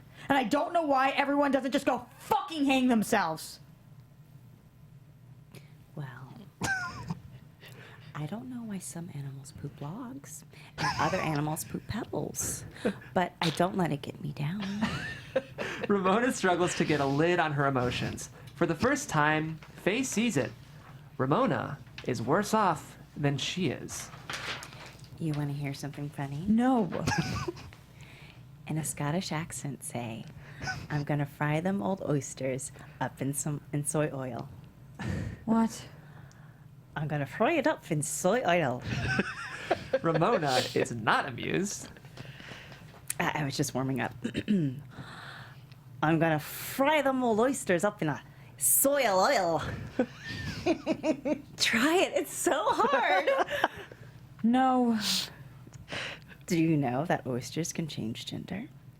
So can people. Finally, Ramona smiles, if weakly, her eyes full of sadness. Just don't try to be nice to me. I'm not even worth it. Interior, assassin's lair night. A cramped apartment. It's set up like a waiting room. Antique weapons are displayed on the wall and in glass cases. Some 1980s sync music plays. It's so epic, you'd think it was to introduce a WWF wrestler. Rip Fink and Bruno look about the room. Rip sees a brick that's labeled Brick from St. Valentine's Day Massacre, Chicago, 1929. I am a collector of antique murder weapons. From behind the curtain emerges Crispus, 40s, a southern gentleman. There is a certain graceful but cagey quality to him. He wears a white tweed suit with jade jewelry. Rip looks at a small teacup. That teacup saw the demise of 4 husbands, a Victorian murderess. Bruno fingers a row of teeth on the shelf, organized in order of ascending glaze. What are these? Those are my baby teeth. Let's get to business. At a table, Rip slides 2 photos, and one is Ramona and the other is of Faye. Are these the ladies in question? Faye Fernsby, Ramona Slim. Don't be fooled by the frumpy disguise. She's a rival heroin addict who may have training in chemical warfare agents. She blinded one of my top associates before he disappeared. Muck, muck, muck. Rip slides him a large bag of cash. Crispus opens it. I want you to use extreme prejudice. Crispus counts the money. It's more than they discussed. My, someone's feeling generous. I'd also like you to terminate my nephew, Roy Gorky. I like to use a crossbow. It's untraceable. Exterior motel deep in the woods of Northern California. Night. They park the van outside a remote rundown motel. It's a one-story CD number with a neon sign that casts a pink glow through the foggy night. The sign reads, The Humphrey and Sabrina Motel. Standing outside the motel is Pauline, late 60s from the photograph earlier. She sports horn-rimmed glasses, a bouffant, housecoat, and sneakers. She puts down a bowl of dog food just as Faye and Ramona approach. They look disheveled and exhausted. Well, color me surprised. Faye! Hey, Auntie Pauline. Hold on a tick. Pauline cups her hands around the mouth and lets out a dramatic warbled animal cry. Row! It shudders Faye and Ramona's already fraught nerves. What the fuck? Almost immediately, some wild dogs emerge from the woods and gather around the dog food bowl and eat ravenously. Chew, chew, chew. Faye crosses her arms disapprovingly. Oh, will you live a little? This is exactly how Uncle Buster got rabies, feeding that family of silver-haired bats. Can we please just get a room? Interior motel main office night. The motel office is full of clutter and trinkets. The wood-paneled walls boast photos of 49ers football heroes, Ronald Reagan portraits, and crude oil paintings of dogs. A largemouth bass fish is mounted on the wall. Ramona looks unhappily about her surroundings as she again uses the lint roller to remove dog fur from her clothes. Pauline senses something is up. What has her niece gotten herself into? She sees Ramona's gory missing finger. And who is your glamorous friend? They shake hands, and Pauline is careful to avoid the bandaged one. This is Ramona. We're friends. Good friends. We met on a yacht. Do you have a safe for valuables? Just then, bam! The door explodes open. Faye and Ramona shriek, waiting for the cowboy to emerge from behind it. Instead, it's only Pauline's two wiener dogs. The dogs excitedly jump onto Ramona's injured leg. Humphrey, Sabrina, god damn it. I'm sorry. I honestly thought they'd be too fat to do that. Ramona pushes the two dogs off of her, clearly disgusted. I usually put them on a diet when I can't fit my slipper under their stomachs anymore. So I guess 3 cheers for progress. Interior, exterior, the cowboy's car at night. We meet up with the cowboy. He clearly won the duel back with the police officer, Dwight. Driving through the woods, he yawns. Rather rhythmically, he slaps his own face, cracks his neck, then snaps his fingers. This is a ritual for him. The iPad loses signal, no Wi-Fi, no GPS. The cowboy groans. He passes a sign that reads, The Humphrey and Sabrina Motel. 15 miles. Exterior, back of hotel night. Faye parks the Scrub-A-Pup van away from the view of the highway. Interior motel, room 5 night. Wood paneling, thin synthetic sheets, and dog paintings. Pauline leads Ramona inside carrying a tray with a mini bottle of white wine and a glass with ice cubes. So, here it is. I know it's not much, but it's cozy. Ramona ignores her, instead examining the sliding windows, followed by the bolt of the front door. She moves with a pronounced limp, and it does not go unnoticed. I saw a guy on the bus last week. Had a limp. But he was pretty quick. Didn't hold the line up. Ramona notices some tree branches lying upon the furniture. What are those? Eucalyptus, to scare away the fleas. Ramona doesn't know how she ever got this low in life. You got a flea problem? Pauline lets out a rapid-fire series of short farts. Sorry. Happens when I'm nervous. Interior, exterior, the cowboy's car night. To stay awake, the cowboy sings along to a melodramatic musical theater song when suddenly the Wi-Fi abruptly returns. His tracking abilities kick back into gear. Wow, he's practically on top of them. He roars down the road. Exterior motel, room 5 night. Pauline smiles cordially as she closes the door. The moment it clicks shut, her face darkens. Faye returns from reparking the van and Pauline hands her a room key. Your friend's in 5. You can stay in 4. Isn't she great? Who's she running from, and how'd you get involved? She's slippery as an eel in grease. Faye is guilty. I've had enough drifters. Cons and crackpots pass through here to know what's what. Pauline waits for an explanation, but gets none. Hey, Faye? Go on. The four-finger diva beckons. Interior motel room 5 night. Faye enters a bit flustered by her aunt's indictment. Ramona puts the curtain rods back in place, and she's oddly chipper. If we need to, we can hide the money. I just need a razor and a screwdriver, and we can stash it behind the mirror in the bathroom. Put the rest in the curtain rods. When do you think the van will be declared a stolen vehicle?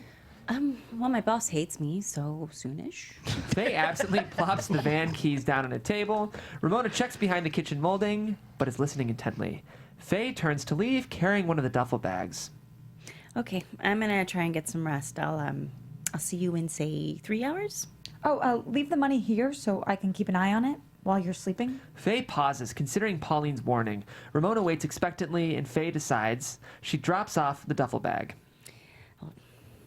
Not to cheese out on you, but if we get through this, and if you forgive me about your finger, maybe we can be friends.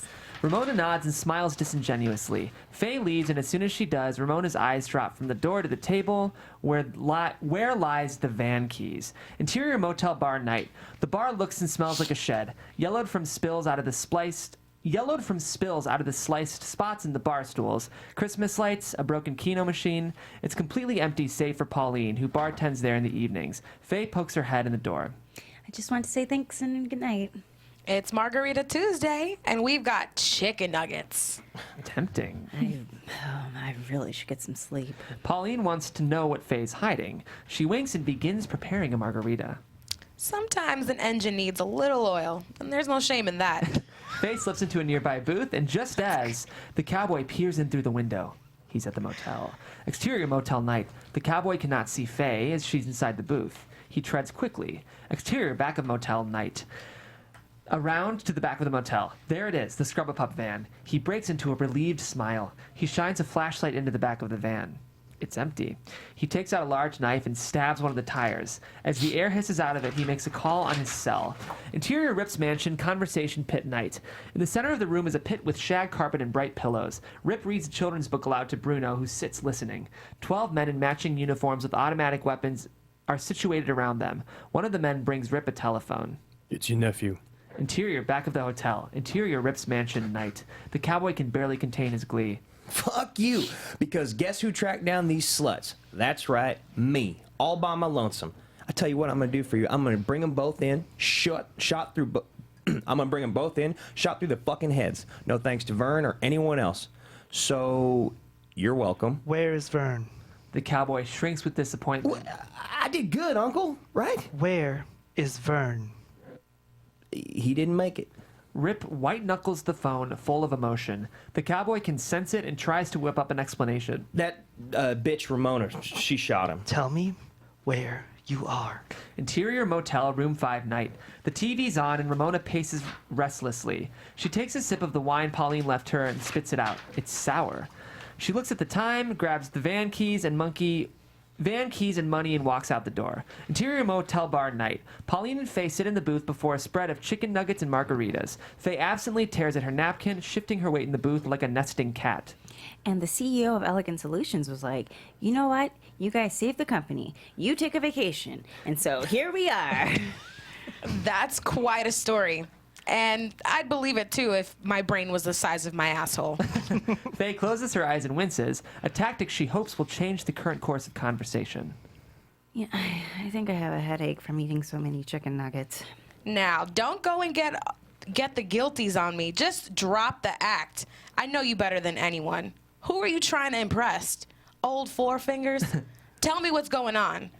Are you in some kind of trouble? No. I can't tell you anything. Motel room 5. The cowboy walks along the motel past several dark, empty rooms. He gets to room 5 and a light is on inside. He leans against the door, listening. He can hear the TV. Room service. Hello? No one answers. He jimmies the door, gun cocked, and opens it. No one is inside. Because Ramona is out back stealing the money. She shoves the bags of cash into the Scrub-A-Pup van. Then something catches her eye. On one of the bags is pinned a handwritten note. It reads, I understand. All we can do in this lonely, rotten world is look out for number 1. From Faye. Motel, room 5. The cowboy rifles through Ramona's room. He can't find the money. He picks up the eucalyptus branch and he uses it to itch his flea-bitten neck. Suddenly, on the TV, it's a news report with a mugshot of the cowboy and a photo of Officer Dwight. A police officer is in critical condition after telling He's alive? dispatchers that he was pursuing a suspicious man and suffering a single gunshot wound to the head. The police do have a suspect, and a manhunt is underway for a Roy Gorky. Click, he shuts off the TV. Motel bar. Pauline pours another margarita, places it on a doily. 4 crumbled doilies sit before Faye, some with doodled pictures on them. A bit tipsy, she holds Henry on her lap. Yeah, it's just like my whole life. I felt like I was like an amoeba, just drifting through the bottom of the Black Ocean. But lately, it's like I suddenly feel alive. Ring, ring. Someone's in the motel office. Pauline pops up. When it rains, it pours. Hun, I'm glad you don't feel like an amoeba anymore, but I think you're fine just the way you are. Faye considers this. And watch it with that Ramona. I know this type. Ramona is gonna be long gone. Back of the motel, scrub-a-pup van. Ramona turns on the engine. Her hand hovers above the ignition.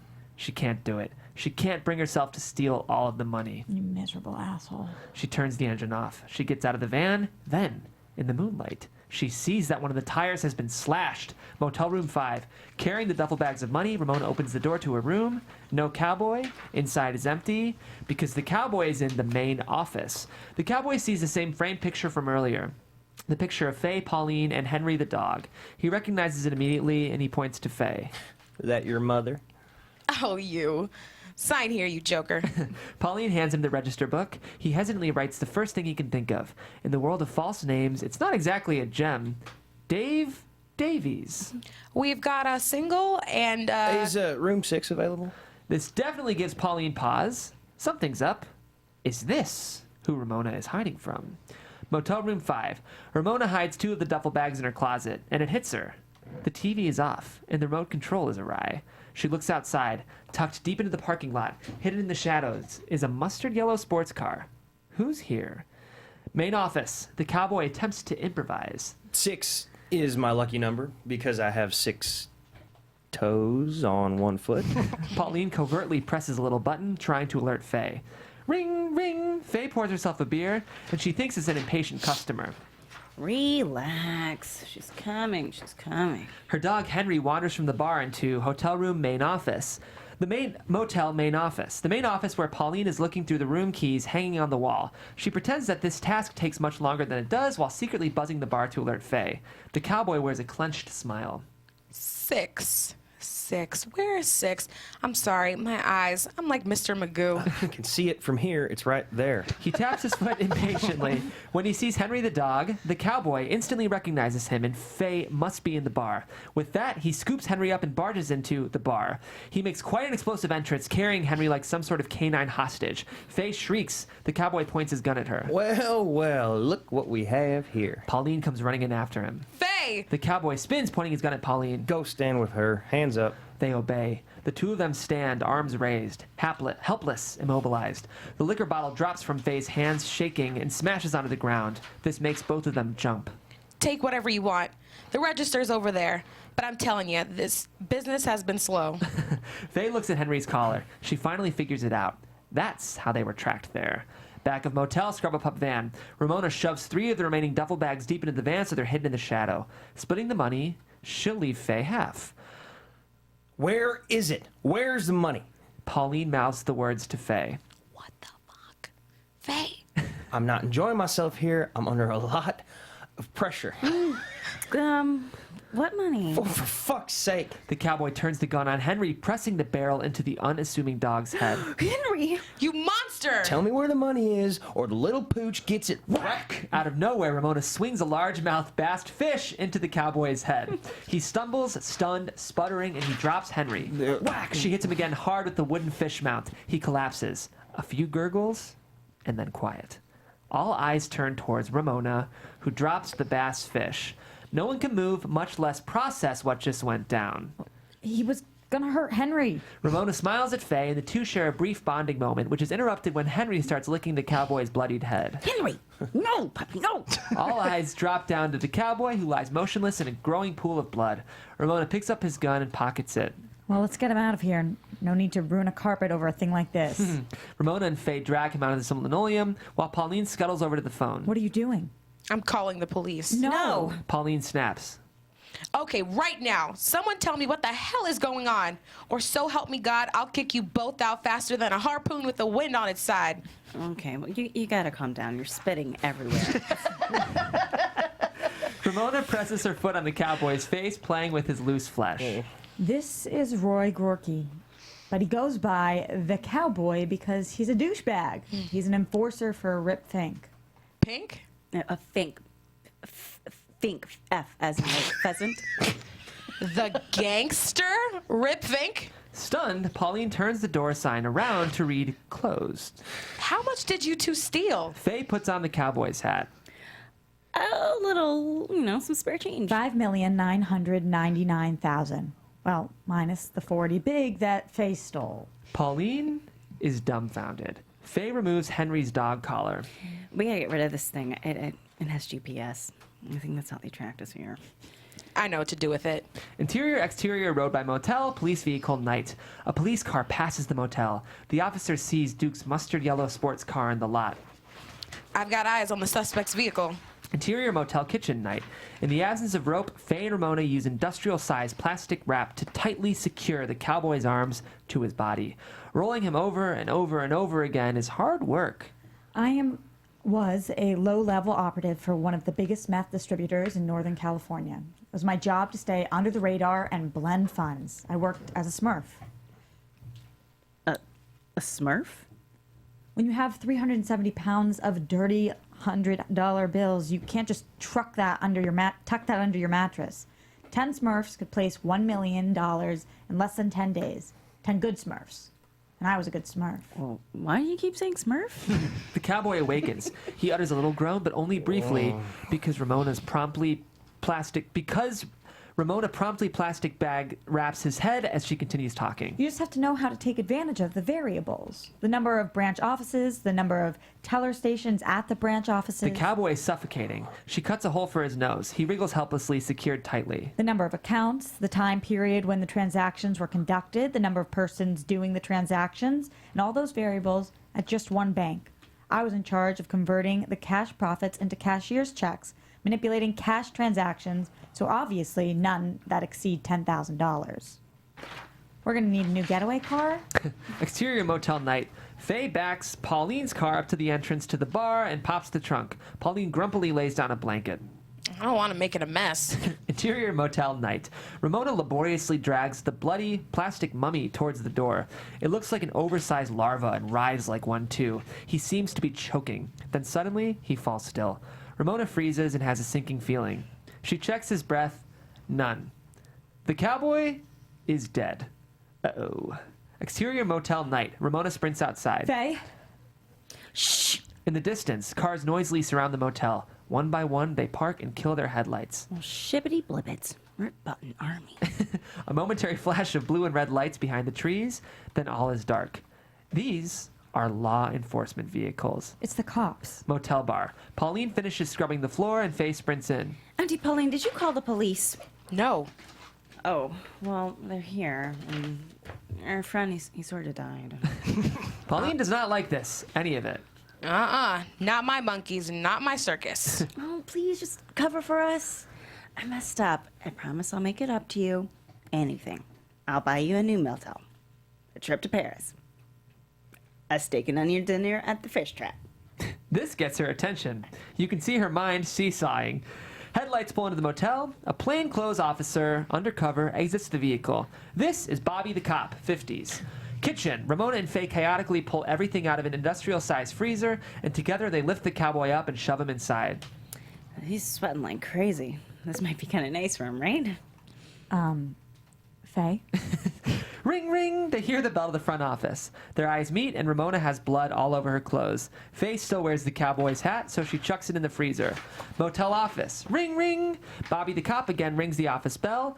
All three dogs, Humphrey, Sabrina, and Henry, bark hysterically. Enter Pauline like a whirlwind of deranged perkiness.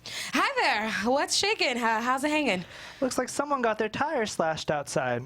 Those rotten These kids keep vandalizing the place like a herd of roaming jackals. Bobby the cop flashes his badge and slides a mugshot of the cowboy forward. Pauline makes a fretful mewling sound. I'm Officer Sullivan, and we're investigating a shooting of a fellow officer.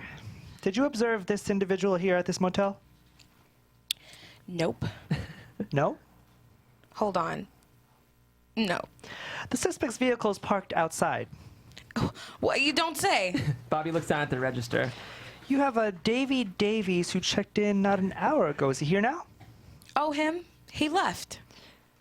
I'm going to need a description of anyone who has recently registered at this motel. Oh, he didn't look anything like... he was Japanese. A Japanese albino. Mysterious looking. Very haunting. Exterior motel. Cops descend. They see the mustard yellow sports car and confirm the plate. This vehicle is registered to a Duke Taylor. They go room to room, searching for clues and looking to interview all motel guests. They need information, and fast. To them, perhaps the cowboy may be only just left. Motel, room 5. Police officer 2 knocks on Ramona's door. Open up. Please. He uses the key, opens the door, and jumps, taken aback. Ramona steps out of the shower, wrapped in a towel. I didn't realize I was expecting company. Reveal. Her bloody clothes are hidden in the curtain rods. Motel room 4. A police officer interviews Faye. She is a terrible liar. Did you observe any other police vehicles or guests arrive tonight? Any unusual activity? Nope. Nah. Nada. Nothing at all. Motel kitchen. Officers prowl through the kitchen past the freezer. Motel room 5. Police officer number 2's eyes drop to one of the duffel bags in her closet. The zipper is slightly open, revealing the green of cash. Ramona jumps into action. Obscuring his view, she saunters seductively towards him. Well, I certainly hope you find your man. Thank you for your time, ma'am. Exterior motel. The cops begin to disperse. The mustard yellow sports car is towed as evidence. The rubber snake attached to the bumper jiggles in the morning light. Interior motel room 5. Faye and Ramona watch on, hiding together, crouched by a window. Faye recognizes the car being towed. That's Duke's car. What was he doing with Duke's car? Faye thinks about this and her stomach drops. Oh, wow. You want to try and call him? Nah. Really? Why? You know, male cane toads? Oh, here we go. Well, they'll hump anything. They'll hump dead salamanders, dead mice. They'll even hump something that was run over by a car. That was Duke. Shh. They overhear a sergeant talking into his walkie. Block all exits, get an APB out, tell units the suspect is armed and dangerous, and if cited, to notify operations for further instructions. All the cops clear out. The coast is finally clear. Pauline signals for Faye and Ramona to come join her. Interior kitchen, dawn. Pauline gives the naked Ramona an old lady housecoat to wear. She puts it on without complaint. I'll stay here. Maintain appearances for the cops. Faye opens the freezer and the cowboy is quite frosted. She and Pauline lower him out. Oh, I'm sorry. I'm sorry about that. Why are you... This guy was a cold-blooded killer. Ice in his veins. If I could stick a meat thermometer up his ass to prove it, I would. Probably now more so than ever. Faye suddenly barfs all over her shirt. Well, can't judge you for that one. Yeah, I'm okay. It's just nerves and margaritas. Ramona takes the cowboy's phone and pockets it. Ramona slams the trunk to Pauline's car, wherein lies the lamentable cowboy. Pauline holds Henry. Okay, now take good care of Henry. And Henry, I'll miss you. I'll be back when we figure something out. I left you a little something. Check the mounted bass fish. Faye and Henry speed off.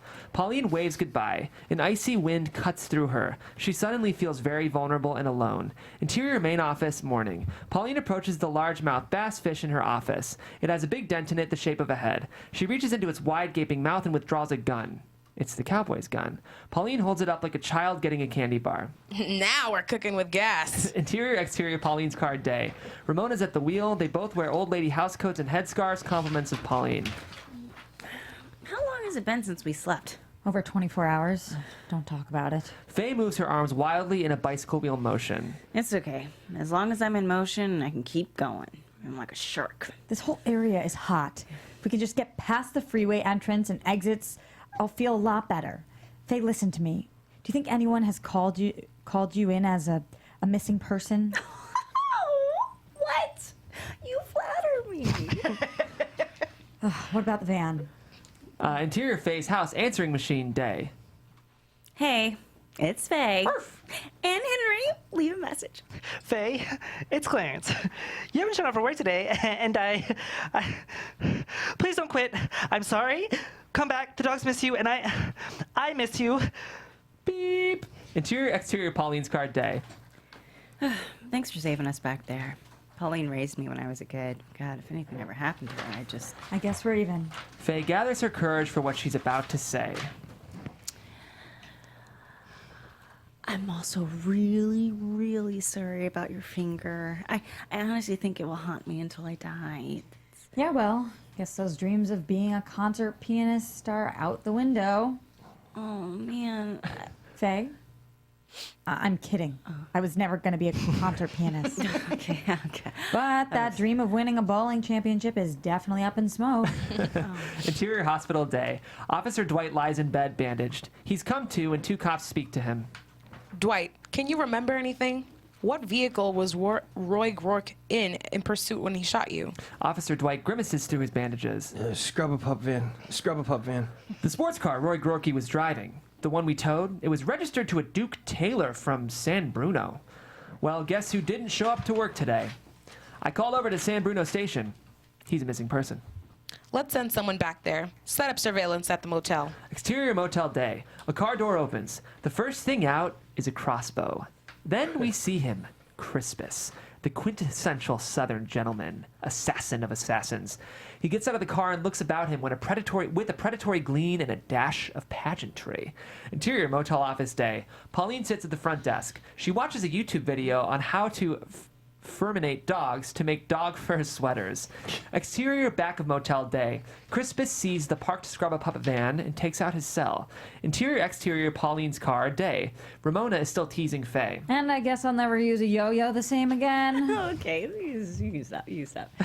Their laughter subsides and they sit smiling. Faye thinks it is thus timely to confess. Henry ate your finger. What? Before Ramona has time to process this, a cell phone rings. It's that same sentimental jingle. It's the cowboy's phone. She looks at the incoming call. Blocked number.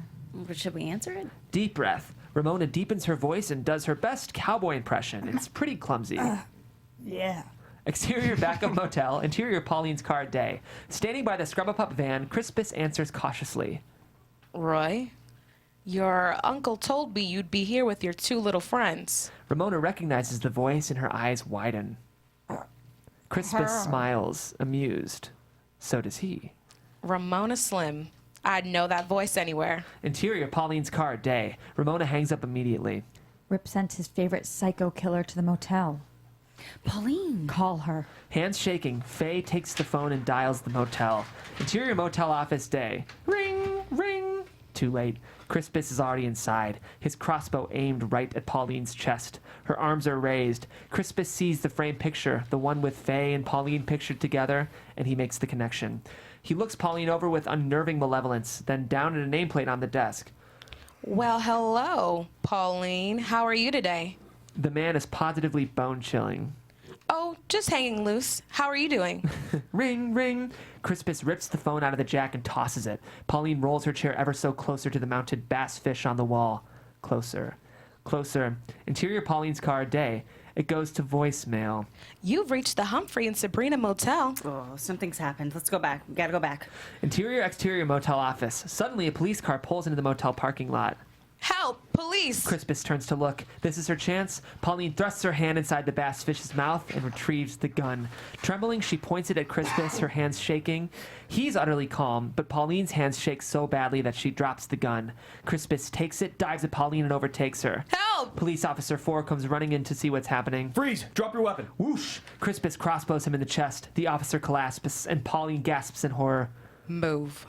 Exterior motel day. Crispus marches Pauline out, crossbow pressed into her back. Pauline's 2 wiener dogs look on, whimpering.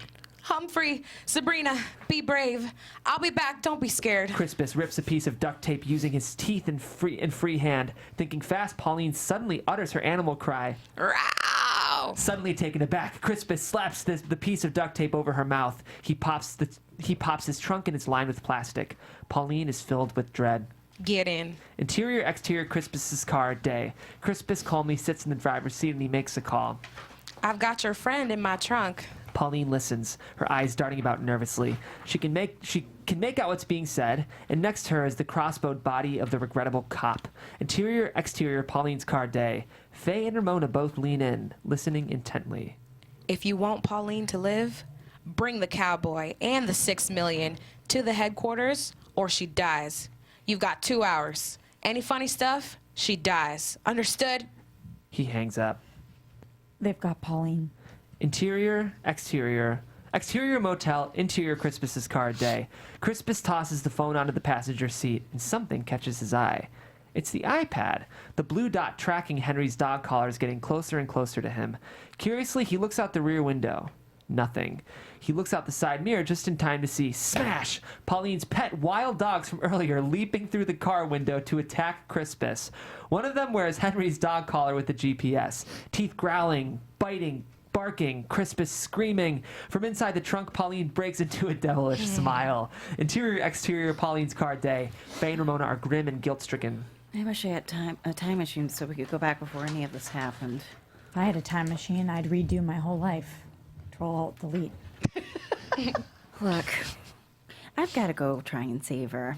But I'll understand if you want to keep going without me. Ramona considers this. The quickest way out of the gallows is to hang. I'm with you. Well, maybe they'll keep their word and let us go. We gotta hope. Which I think is like hoping your cat will dial 911. There's a police roadblock up ahead. Oh, shit. Faye, look at me. You can't act nervous. No shifty eyes, nothing. No, I can't. I'm not smooth like you. Interior Crispus's trunk day. Chaos, barking, growling, yelling. Pauline waits in the trunk, listening wide-eyed. Then suddenly, the trunk pops open, revealing Crispus. Still under attack, covered in blood, white as a sheet. Dog bites, a lot of them. One has punctured his femoral artery. Blood everywhere. Dogs continue to pull on his clothes and bite him. Madam, please call off your dogs. Interior, exterior, Pauline's car, police roadblock day. 2 stationed cops peer into Faye and Ramona's vehicle. Afternoon. Ramona grins through her scarf and sunglasses. Faye pretends to sleep. She snores loudly. Nasal polyps. Ramona winks seductively as she's wearing an old lady housecoat, the seductress act looking a bit bizarre. Tell me, officers, is it illegal to be so handsome? Nope. The officers begin to sniff around the trunk. Ramona holds her breath. All right, move along, ma'am. They drive off, massively relieved. Faye opens her eyes. I tried to make it as annoying as possible. Did it work? You did good, kid. Exterior motel, Crispus's car day. Crispus manages to remove the duct tape from Pauline's mouth. Pauline speaks to the dogs, and they instantly stop attacking and sit calmly at attention. Hot dog, boys. You can go on home now. You just knocked it out of the park. The dogs obediently turn and disappear into the woods. Untie me now, Mr. Bats in the Belfry. Exterior road. Ramona and Faye somberly descend deeper and deeper into the woods. It's all very eerie, dense, shadowy. Exterior motel, Crispus's car day. Crispus sits on the pavement white as a sheet, pouring sweat. Pauline writhes, trying to get free. I need you to drive. Crispus feebly begins to untie Pauline. Pauline sees the phone in Crispus's pocket. That's her connection to Faye and Ramona. She needs that phone. She needs the cowboy phone number. Give me your phone. I'll call an ambulance. Crispus throws his phone into the ground. Dizzily, he shoots at it repeatedly until finally he gets it. Blam! Or you can bleed out. That's another option. He finishes untying her and raises his gun. Drive. Pauline removes her old lady headscarf. First, let's see that leg. Exterior Rip's mansion, interior Pauline's car day. 3 huge stucco domes sit atop a mountain, looking out over a deep ravine. A long driveway winds all the way down to the mountain to the massive gate. Faye and Ramona pull up to it and stop, exchanging looks. Oh, creepy crawlers. The gate suddenly opens with a great creak and groan. Deep breath, they slowly enter the great driveway. Exterior, motel, Crispus's car day. Pauline wraps her headscarf around his leg like a tourniquet. Crispus is weak as a kitten. You told her to go to headquarters. Where's that? Suddenly, Crispus passes out from all the blood loss. His limp hand drops the gun. Wide-eyed, Pauline grabs it. She points the gun at him. He has a bluish hue, and Pauline slaps him across the face, and he awakens with a start. Tell me what's going on. He remains tight-lipped. Listen, young man, you tell me the cowboy's phone number or I'll shoot. He chuckles mockingly. You're the one leaking out like a sieve here. I'm happy to sit here and wait as long as it takes. Interior, Rip's mansion day. Grim-faced, Rip walks flanked by grizzled Vietnam War types. They are armed to the teeth with automatic weapons. The second they land, take them out. I want them both tenderized with bullets. Minced meat, you get it? A-okay for your average hot dog vat in the factory. Ramona thinks she can ally with another cartel? Huh. Boss, Crispus ain't shown up yet with the hostage. When they do, kill her too. Exterior motel, Crispus's car day. Crispus is delirious. As promised, Pauline wastes his time. She sits, gun pointed at him. Then, after that, Dixie moved out. I missed that one. She was a lot of fun. Had some problems, though. After she left, she became addicted to crack, and now all her Facebook pictures are of hamsters. Crispus is slipping into death, so she tries a new tactic.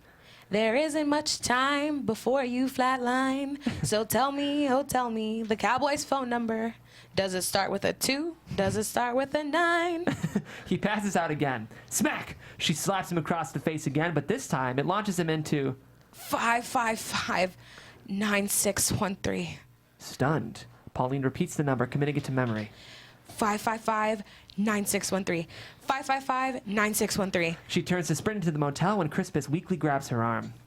They're walking into an ambush. Exterior, Rip's mansion day. Riflemen get into position. They perch on their elbows, strategically concealed and ready to fire. Interior, motel front desk day. Pauline sprints to the front desk. 555-9316. 555-9316. Oh, shit. She forgot. Crispus yanked the phone out of the wall and she sprints into the motel bar. The bar where all while repeating the phone numbers to herself. However, she's beginning to misremember it. 555-9316.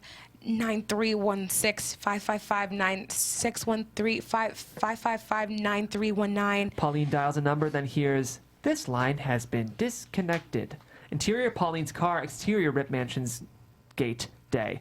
Ramona suddenly stops the car along the long driveway. She sits for a moment. You know we don't got a snowball's chance in there, right? They're going to be armed to the teeth. I know. For the first time, Ramona allows herself to be vulnerable. You know, I was thinking, Yeah? not to cheese out on you, but if we can somehow survive this, maybe we can be friends. Faye breaks into a wide smile. That is, if I forgive you about my finger. She winks. You ready? Horse make tracks. Ramona slowly proceeds up the great driveway. Interior motel bar day. Pauline is panicking. What was it? What was it? She dials a number again, and she did it! The cowboy's cell phone rings. Faye recognizes the number. That's the number to the motel. Confused and surprised, she answers it. Hello? Pauline? Interior motel bar, interior Pauline's car intercut. Pauline nearly collapses with relief, and she yells. Don't go in there. Stop. What? We're coming to get you. No, I'm not there. I'm at the motel. I'm not there. Get out. Interior Pauline's car day. Ramona drops the phone and throws the car into reverse, and Ramona floors it backwards. Behind her, the gate is closing. Interior Rip's mansion security room day. A gangster frantically watches the surveillance. He repeatedly hits the button that controls the closing gate. Interior Pauline's car, exterior Rip's mansion gate day. Wheels spinning madly, she barrels for the gate. Ramona grits her teeth, preparing for impact, and they just squeak through. Their car hits the outer edge of the gate, destroying it, and the gate finishes closing behind them with a damaged groan. Ramona does a 180 like a professional stunt car driver, and she slams on the gas and speeds away to safety. For a moment, they both sit quietly, breathing hard. Then Faye turns to Ramona, squinting, pretending to refocus her eyes, and... Oh, Ramona. Oh, it's you. I thought for a second it was Vin Diesel. Ramona chuckles at this and winks at Faye. You're like a lobster, Vin Diesel. Okay, just stop while you're ahead. Lobsters can move faster in reverse and forwards because of their broad, powerful tails. And A muddled voice can be heard. Hello? Hello? It's Pauline still on the phone, and Ramona picks it up. Pauline? Exterior, Rip's mansion gate day. A long line of armed vehicles stuck behind the damaged gate. It won't open. Rip gets out of one of the cars and empties an automatic rifle into the gate, bellowing. It creaks and collapses off of its hinges. Exterior hospital day. Using a headscarf, Pauline carefully plants the crossbow on the driver's seat of Crispus's car.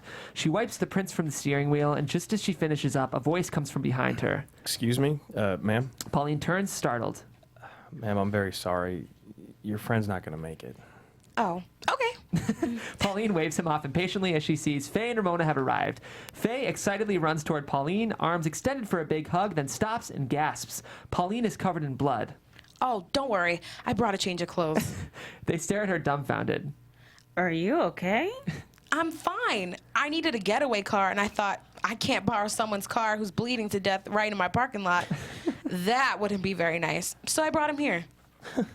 Oh, okay. Whatever. So I've got a plan. Ramona smiles proudly at Faye. Tell her. Cuttlefish. Cuttlefish? Let's call Rip. Set up a meeting. Exterior, Rip's mansion night. At the base of the driveway leading up to Rip's mansion is the Scrub-A-Pup van with the patched tire. In the driver's seat is Ramona, a shadowy figure in the dark, foggy night. She has her phone to her ear. A dozen armed cronies sit silently positioned along the driveway and in the hillside. Their guns glisten in the moonlight. Atop the driveway stands Rip Fink. Rip peers down at the parked van. His phone rings. Ramona Slim. Front seat of the vehicle, close up on Ramona's face. In the back of the van is the money and the cowboy. We've got a gun to his head. Give us Pauline, and we hand it all over. Back to the driveway. Show me. Give us Pauline. He makes a jerk-off motion. Okay, we're bringing her down now. Back on Ramona's face. No funny stuff or the cowboy gets it. And Rip, we do this, we're square. It's over. This ends here. Rip rolls his eyes and nonchalantly gives his signal to his armed cronies. Boys, Suddenly, the whole hillside lights up with gunfire. Rip's cronies riddle the Scrub-A-Pup van with bullets, spraying left and right with automatic weapons. In the front seat, Ramona's body jiggles with bullets as she's pumped full of lead. They descend from their higher position, firing, getting closer and closer to the van. Some of the plastic dogs bolted to the top go flying. Rip raises his fist, signaling for all fire to stop. All is quiet. Smoke from the guns clouds the air. In the Scrub-A-Pup van, he and his cronies approach the smoking van. Hey, boss, look. In the van mural, 2 bullet holes have formed 2 eye holes in one of the dogs. One crony opens up the back of the van, and it's empty. Boss? In the front seat is the actual cowboy's body, dressed in drag as Ramona, wig and all. His arm is taped to his ear as if to appear he's on his cell phone. Roy? Then, sirens blare and the police storm. It's an all-out raid. Through binoculars, we see a huge shootout happening between cops and robbers. Interior Pauline's car at night. Ramona puts the binoculars down, and Faye and Pauline look on. Well, that ought to fix their wagon. Jeez, I can't believe they shut up my van. They just went bananas. All right, call it in. Faye dials 911. Hi, I'd like to report a stolen vehicle. Exterior, Rip's mansion night. Police swarm Rip's headquarters and Bruno is arrested.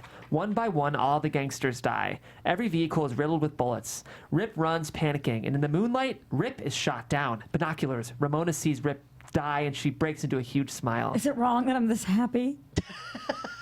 Ready? Watch. This is how bad I feel. She breaks into an exaggerated Cheshire grin. Ramona throws the binoculars into the trunk on top of the duffel bags. $6 million in cash. Ladies, we've got some money to launder. And Pauline, we've got a date with a steak and onion dinner at the fish trap. Hot dog. They drive off. Fade out. A local news broadcast, TV. There's a ritzy new 5-star hotel in town, and it's so exclusive you can't stay there. And that's because it's for guests of the 4-legged variety. My name is Pauline, and I'm the president and co-owner. And I'm Faye, and I'm the CEO and co-owner. We provide overnight boarding, daycare, and grooming. No cages or cold concrete here. On TV, Clarence, Faye's old boss, hand feeds Henry a strawberry, then massages him. During the day, your pet can enjoy a trip to our luxurious spa, or they can relax in lavish suites with orthopedic beds and their own personal TV. On TV, Faye and Pauline show off the opulent motel rooms, plush bedding, a dog watching TV, pets luxuriating. Nothing but the best for your pooch here, it sounds like. Your dog deserves the best because your dog loves you just the way you are. Aww. Interior fancy house living room day. Ramona dances to some music in her living room, only this time she has a newfound lightheartedness about her. Interior exterior fancy house front door. Ramona opens the door to find Faye and Pauline smiling warmly. She's genuinely happy to see them. Hey, ladies. I brought you something. Faye hands Ramona a box of chocolate fingers. Ramona holds one of them in lieu of her missing finger. It grew back. They laugh. Come in, come in. Interior fancy house living room day. Faye, Pauline, and Ramona lounge on fancy furniture sipping margaritas. You know what I was thinking the other day? We eat chicken before they're born and after they die. I was thinking that too. Really? No. She winks at Faye teasingly. So what's new? How have you guys been? Well, I had something interesting happen last week. Exterior, Faye's house, backyard, day, flashback. Faye digs a grave for a dead squirrel when she discovers a human skeleton. She looks closer, and the skeleton has a plastic name tag that reads, Duke Taylor. Guess who I found in my backyard? She keeps digging and then discovers Vern's skeleton, too. And he had company. Interior, Faye's house, day. Are you serious? What did you do? Interior, Rover Chateau, night, flashback. Frey sprays the human bones down in a dog washing sink using the spray hose and dog shampoo. Everything circles down a large drain. Well, I gave the bones a good wash. Interior, Rover Chateau, day, flashback. A dog happily chews on the bone. And I gave them to the doggies. Well, some of them, yeah. Interior, Faye's house, bathroom, flashback. Faye dissolves the skull and hip bones in her bathtub using the lye from her soap-making kit. Interior, fancy house, day. Ramona and Pauline stare at her dumbfounded. So, I saw you two nuts on the news earlier. Congratulations. Yeah, thank you. Were you nervous? You know, I thought I'd be nervous, but kind of nothing makes me nervous anymore after having an assassin point a crossbow at me. I know, right? So now that you're local celebs, how are things at the chateau? Pauline and Faye beam proudly and contentedly. Business is a booming. The end. Wow. Yes. We're going to take a quick break, guys. Yeah, we're going to take a quick 5-minute break, guys. But for those watching live, just stay tuned, and we'll be back in just a little bit to talk with Jean all about this amazing script. Yes, guys.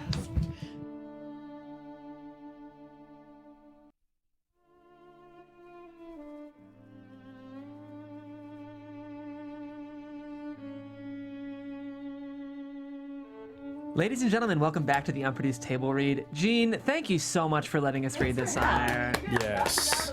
Gosh, this script is like astoundingly good. It's so efficient. It's like so tonally whiplashy in the best way. And I love this kind of stuff. And I think, like, I'd love to ask sort of who you're influenced by because it's just so unique. Oh, thank you. Well, obviously, I'm a huge Coen Brothers and David Lynch fan. Yeah. But yeah, the idea actually. So I'm a huge movie nerd, and I love watching film noirs from the 40s. And so I got this. I always wanted to write a movie with like a Ramona Slim is kind of a femme fatale, like noir character. And then, but I like to write comedy. So who would I pair her with? And I met this girl in New York whose like only friends were animals, and she could really only relate to animals. So you'd be like, God, my fucking boss is such a dick, and she'd be like, I totally know what you mean, because I'm fostering this rabbit. And like, she would somehow always bring it back, like she could only kind of relate it back to. So anyway, I thought, wouldn't it be funny to pair her with like this badass femme fatale in like a buddy movie? That was basically the germ of the idea. Well, it works so much better than like it should. Does that make sense when I say that? I would love to know what early drafts of this look like because the bad version of this. Darker. I was gonna say, well, the bad version of this movie is so bad. Like it's just such a risky movie. Yeah. You know, originally it was way more violent, way darker, and then I kind of did a few passes where I just lightened it up and just made it more. I just committed more to it just being a straight comedy. Yeah. Whereas I think in earlier drafts it was much more Lynchian. It was kind of it was like a Blue Velvety. Yeah. You know, I mean, I basically stole the scenario of spying on someone from a closet, like straight from Blue Velvet. But I just decided to kind of make it funnier. Well, we're grateful as readers though because it's funny, but it is very grounded. I mean, like the characters are ridiculous, but they're inspired by real people. Like I do recognize these people, and there's enough seriousness in there that, like, especially some of the gangster stuff. And I guess what I want to talk about now, if we're going to talk about more of the tragedy of the script, the cowboy is such a sad character. Like I feel like he's the character to me that does add the heaviness you're looking for. Can you talk about that character and kind of his inspirations in writing him? So, yeah, I guess I'm just this is super dark. I've just been wondering this about is a safe like, place, Shane. Yeah. Like the sort of, you know, sad insecurities of the 20s white male these days. Yeah. Poor guy. I don't know. Well, I just was trying to think of a way to make, what makes a villain really scary, and it's when they're just a straight psychopath and unhinged, and you don't know what to expect, or it's when they're just have so much to prove and they're so insecure, and that adds this kind of level of desperation and craziness to itself on top of this. Anyway, so that was kind of my attempt at making it feel a little fresh and making him feel more real instead of just a sort of generic villain. Yeah. In terms of the cowboy, I just have a quick question. Was there any draft that you wrote where he kind of redeems himself and winds up helping the girls instead of... No, but that's really smart. Okay. I was just curious. Because he's such a lovable character that I was kind of rooting for him. That's not a bad idea. Yeah. Huh. I think, I think you could go either way, but I do like it the way it is because, like, there's enough comedy in there that I think I'm someone who likes movies with depressing elements anyway. I think you could make either choice and see it working. Yeah. It's interesting to see a villain with insecurities. Like, I think we don't see that enough. And I like that it's kind of just the women, like, riding off into the sunset at the end. Yeah. Where it's like, there's nothing redeemable about any of the gangster characters, and I appreciate that. Even with the cowboy, like, with all his complications, you're still like, yeah, but you did, like, just casually kill Duke because he insulted your precious feelings, and you casually killed Vern for the same reason. Ego on men. So it's like, Yeah. No, there was a draft where Crispus was a good guy, and the girls went to Crispus and hired an assassin. But I kind of felt like it was a cheap ending. Like, Craig Mazin and those guys always talk about the Little Mermaid ending, which is like Ariel just goes to the side and everyone else solves her problems while she looks on from the far. So I thought, oh my God, I wrote the Little Mermaid ending. So I was trying to think of a way to, make the ladies more kind of active and involved in there. Yeah, I don't think like now's the time we need a male savior. They see themselves. Like I'm okay with it the way it is. I don't know, male or female. Anybody want to solve my problem? I'm on board. Yeah. So this is such like a densely plotted, like the reason I think the script is so astounding to me is because there's so much character work happening, and all the characters have clear arcs, but like it is a plot forward movie. Like I think that's really hard to do. Can you talk about your process? Because I want to learn. It took forever. It took me a year to write that. I was working full time, so it takes just forever. But I have a really bad habit of getting really excited about an act one and then having no fucking idea where it's going to go from there. So I wrote the first 30 pages like, oh, this is fun, and then like didn't know what to do with it for like 3 months. I tried to figure it out. So it was just like tons of writing and rewriting, and it really slowly coming together. I don't actually ever think I'll write that way again. Hopefully I'll have more of a game plan going into it.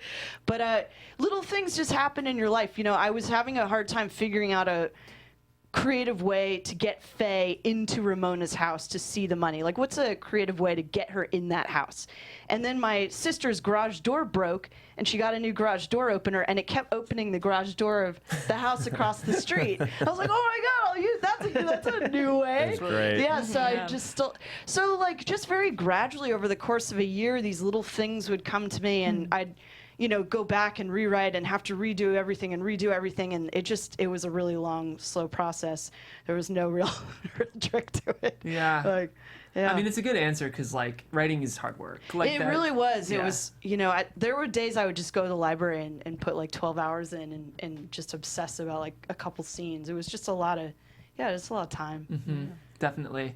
Were you worried whenever a writer's kind of writing these folksy characters, do you ever worry that, like, they might verge into caricature? Yeah. So this script was on the blacklist, and it's really interesting because you get feedback on the blacklist, and people either got the sense of humor or really didn't. So it was like this, I'd get like 8s and 9s, which is the high end, and then I'd get like 2s and 3s of just people like absolutely hating it.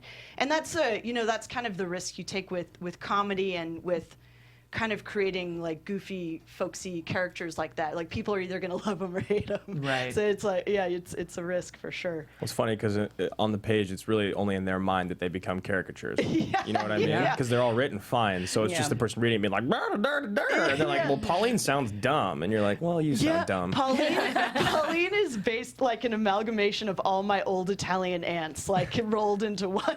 That's awesome. Yeah, with the house coats and the sneakers. That was all my old Italian ladies. Yeah, it's amazing how you balance that really fine line of the insane and then just the completely grounded. Like, you know, it's like it feels so often that this you could just like you turn the page and all of a sudden I'm lost because it just went crazy, but it never ever happens. Were there other versions that you had where certain things happen? You're like, fuck no, I can't do this. This is absolutely crazy. Yeah, there was like a beheading in it. I had it. It was so great. The script was so haywire, and I was like, I like reeled it in big time. It was a lot nuttier at points for sure.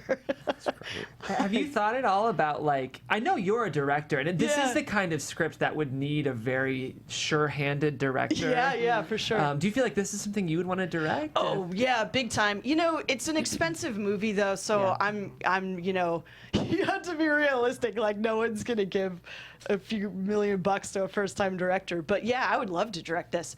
This is kind of what I find interesting in movies right now. Is, you know, for instance, like I, Tonya, or even, sorry, what was the James Franco movie? Disaster Yeah, Artist. Disaster Artist. Movies that are kind I of... said it first. movies, You can have it. I think movies are getting really exciting right now. Ones that are really walking that line tonally between comedy, drama, and light and darkness. I think there's a lot of exciting movies coming out right now. So that's kind of like what I'm interested in exploring too. Yeah. It's kind of, it's nice. It's a nice return to kind of like indie films. Because Yeah. for a while it was like, you either have big budget or nothing. Like, Yeah. and so, because just people didn't want to invest in it. And, you know, that was something that the Coen brothers, especially back in the 80s and 90s, were so good at. It's just having that like quirky, like Raising Arizona type of feel to it. And this kind of definitely, I get that feeling from it. This had Yeah. like 3 billboards written all over it for me. Because I was Yeah. dying during both of them. Like watching that and reading this, I was laughing my ass off on the couch. Thanks. I'm assuming Faye is your favorite character to write, just because she seems so like. Actually, just writing the dynamic between Faye and Ramona was the most fun for me. Because I'm a really sarcastic person, so Ramona was really fun to write. but yeah, just that dynamic I had so much fun with. I would overwrite the scenes and then have to pare it way back. So it was- Definitely. Do you have a dog? yeah, named I figured- Henry. I Yeah. knew. I was Yeah, like, yeah. I have to That was a ask. placeholder name, and I just never changed it. So Yeah. it's like, my dog's name is Henry. I love it. I can definitely feel that connection through the script. Yeah, he is the light of my life. There is such like a clear affection for animals in this script. It's really and I want to commend you because there's a lot of threads that you don't really see weaving themselves through the script until the end, but like the animal stuff and there's more that I can't think of right now. Well, there's a but- lot of stuff that could be super cliche that you think, because in the way that this starts off is like bird through the window scream, like, okay, is this a cheap scare script? You know, Right, and there's right. there's things like, oh, the dog collar comes in. I wonder how Faye's going to use this to win in the end. But it's like, no, the villains use it to catch them. So there's just like a lot of stuff that, as like a younger or more immature audience, you'd look at and be like, oh, well, this is going to happen. But then Right. everything you turn on a dime. Yeah. Well, it's interesting you bring up the seagull. That was actually a plot device I took out and put back in and took out and put back in. What I was using that was maybe introducing the idea, like, okay, you're in a weird movie. Like, this is like I wanted to introduce the idea of kind of darkness and fear and stuff exploding into this insulated world where she's like, I'm making soap in my kitchen, and and there's all this danger lurking outside that's going to sort of penetrate her life. So that was the sort of intellectual idea behind it, and then it came into play with the bodies being buried and the bones and whatnot, but which I still I'm not sure if that's too ghoulish. I love it. It's great. I love it. It's so dark coming from Faye, and up until that point, she's been so like kind of cheerful and light, and then she's like, I fed it to the dog. That was the idea, is just playing with opposites, because Faye is so buoyant and kind of just chipper and enthusiastic, and having her like discard of a skeleton in her, typically chipper way, I thought was funny. Yeah. But I've gotten a lot of notes that like, oh yeah, oh that's intense. I think it's I'm great. Stark, I mean, yeah. they switched roles at the end too. Yeah. Because Yeah. like at the end, Faye's this powerful businesswoman, and Ramona's that just was- chilling at home. Yeah, and that was the idea, was that she had come. You get the idea introduced that she's finally a few steps ahead of Ramona when she leaves the note on the bag of money. Like for the first time, she's kind of savvier than Ramona. Like, I know you're gonna steal the money. Here's a note. And then by the end, she's like full on just taking care of business. Right. The bones thing, I mean, it's the kind of thing like you'd hate to see, like maybe a studio would cut that, but like I know I'm the audience who would like love that. Yeah. So it's just, it feels perfect Oh, to thanks, me. man. Well, and I Yeah. was like, and it's so satisfying to bring the lie in and bring the, it all Yeah, kinda- to bring and all that back. It all comes back into play. Have you thought at all about casting? Like, who, Oh man, yeah. It's it could go a million different ways. So when it had some heat, all heat is gone now, guys. Just we're reheating it here. Yeah, We're turning up the stove. it had briefly had some heat. Yeah. There was like talk of like Melissa McCarthy and all this stuff, and then that all kind of that fizzled and died like a Yeah. long time ago. But it was, it's I don't know. It'd have to be.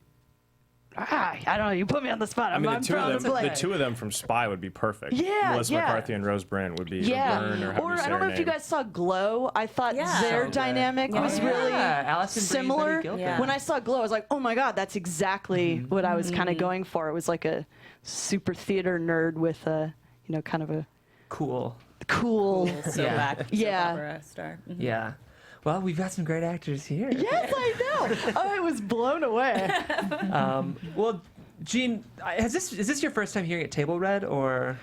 So it was read once at. I mean, this was months ago, just with my friends. So on the officially, yeah. This is the first time. Anything that you kind of picked up hearing this read specifically? Or Yeah, so I always overwrite dialogue. It's a really bad habit, and so it's really great to hear it aloud and hear like, okay, that line is working. That line, maybe I should revisit. Like, it's such an education to hear it aloud with real actors. It's always so helpful. So I can't wait to go home and listen to it again. Well, the podcast drops tonight. So Going live. I was so excited. you also have some really exciting stuff coming up now. You have a short that you directed starring Sarah Stiles, who's blowing up now. Yeah. She was a Tony nominee and was looking to segue into movies, and she liked my script and agreed to be in the short, and now she's like a series regular on Get Shorty, and she's on Billions. She's like getting big now. Yeah. But yeah, basically I made a short. So like a couple summers ago, my my boyfriend dumped me, and I got evicted from my apartment in the same week. Wow. So it was super fun. So I went to a bar to just like, drown my sorrows.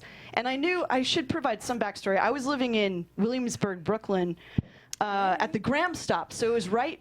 I knew there was sort of a mafia history there. Like the Donnie Brasco sting had happened down the street from where I lived. Like I kind of knew of that, but it wasn't, So anyway, I'm at this bar drinking, and I hear these three like essentially mafia guys being like, like Lonely P, the guy to like whack Chucky, blah, blah, blah. Like that. And they were using all these buzzwords like earner and like Smurf. yeah. So I was like, for fuck's sake, these are like real deal mobsters.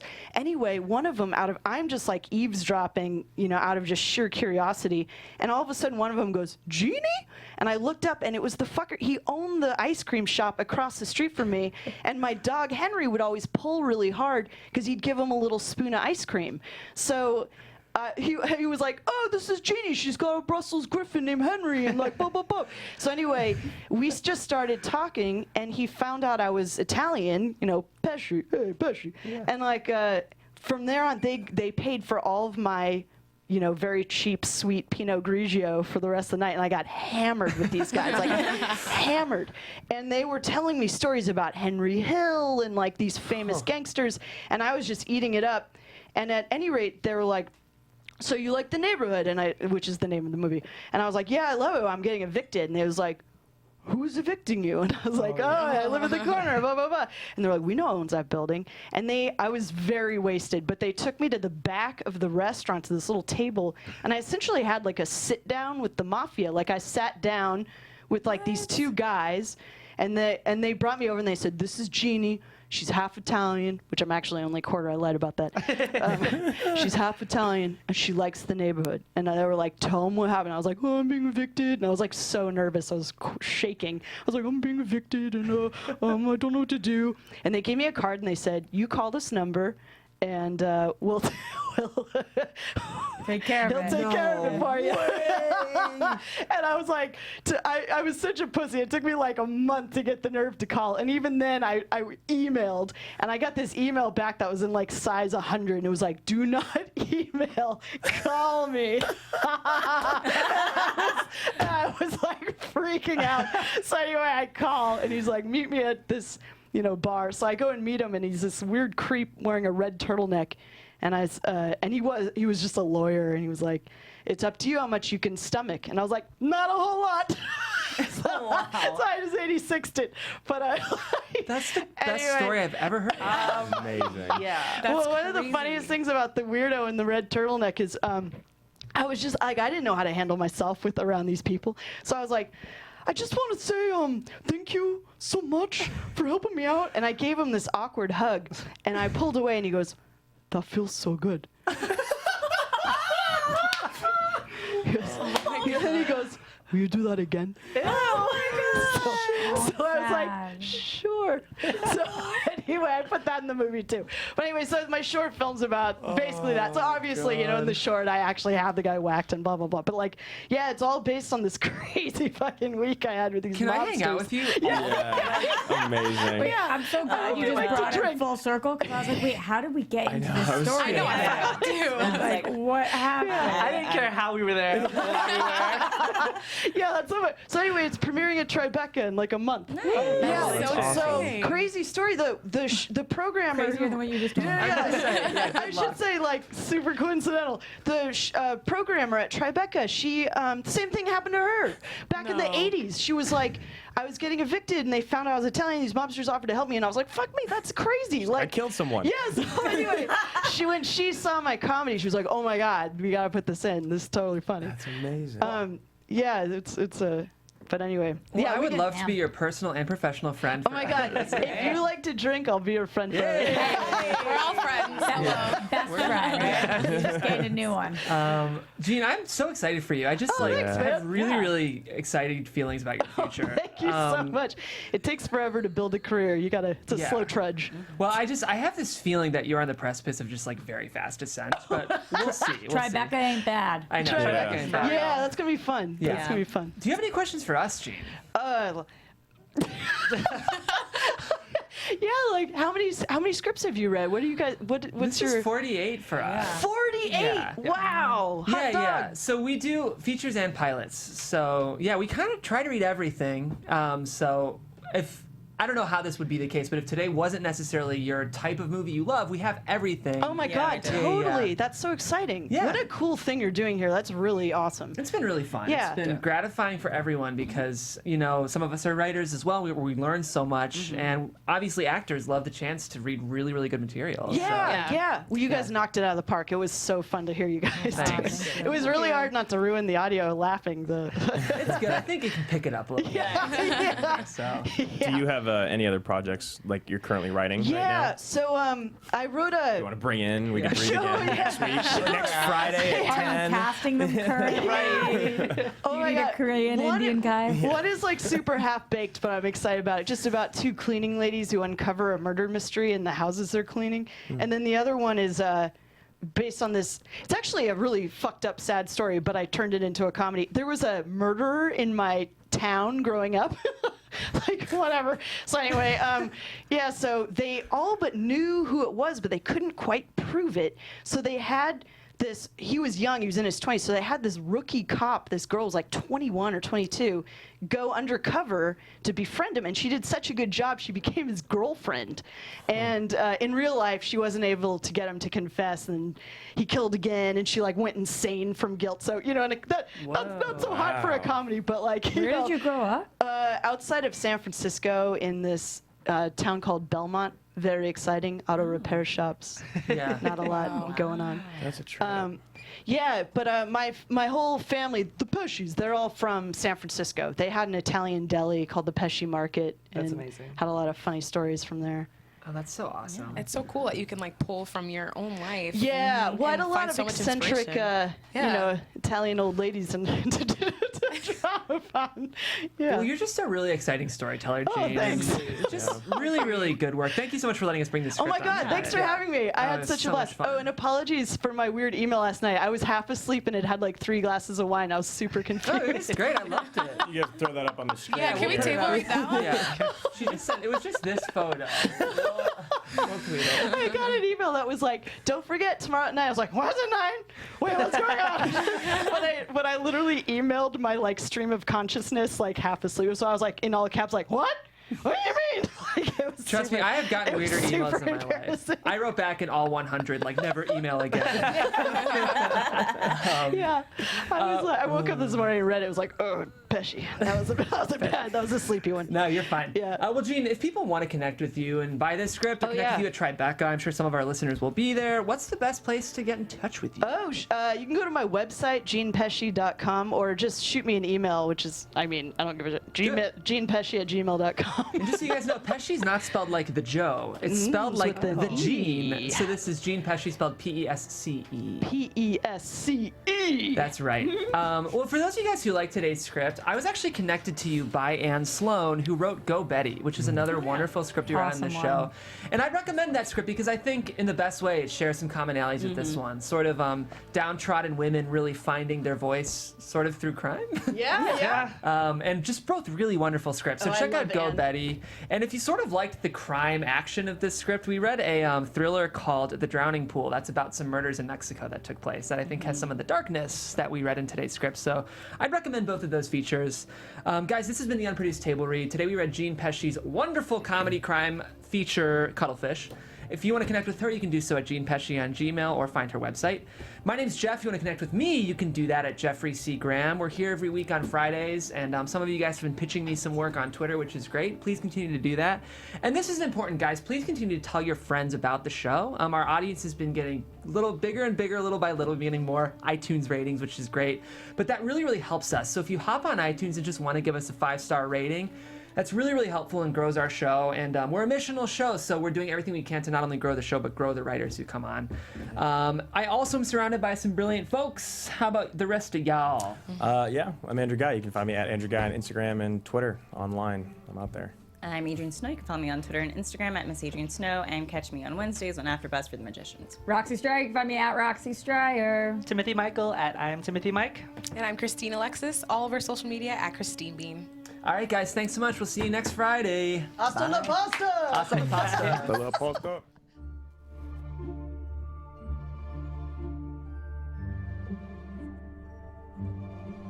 From producers Maria Menounos, Kevin Undergaro, Phil Svitek, and the entire Popcorn Talk Network, we would like to thank you for tuning in. For questions or comments, be sure to visit popcorntalk.com. I'm Sir Richard Wentworth, and this has been a presentation of the Popcorn Talk Network. The views expressed herein are those of the hosts only and do not necessarily reflect the views of the Popcorn Talk Network or its owners or principals.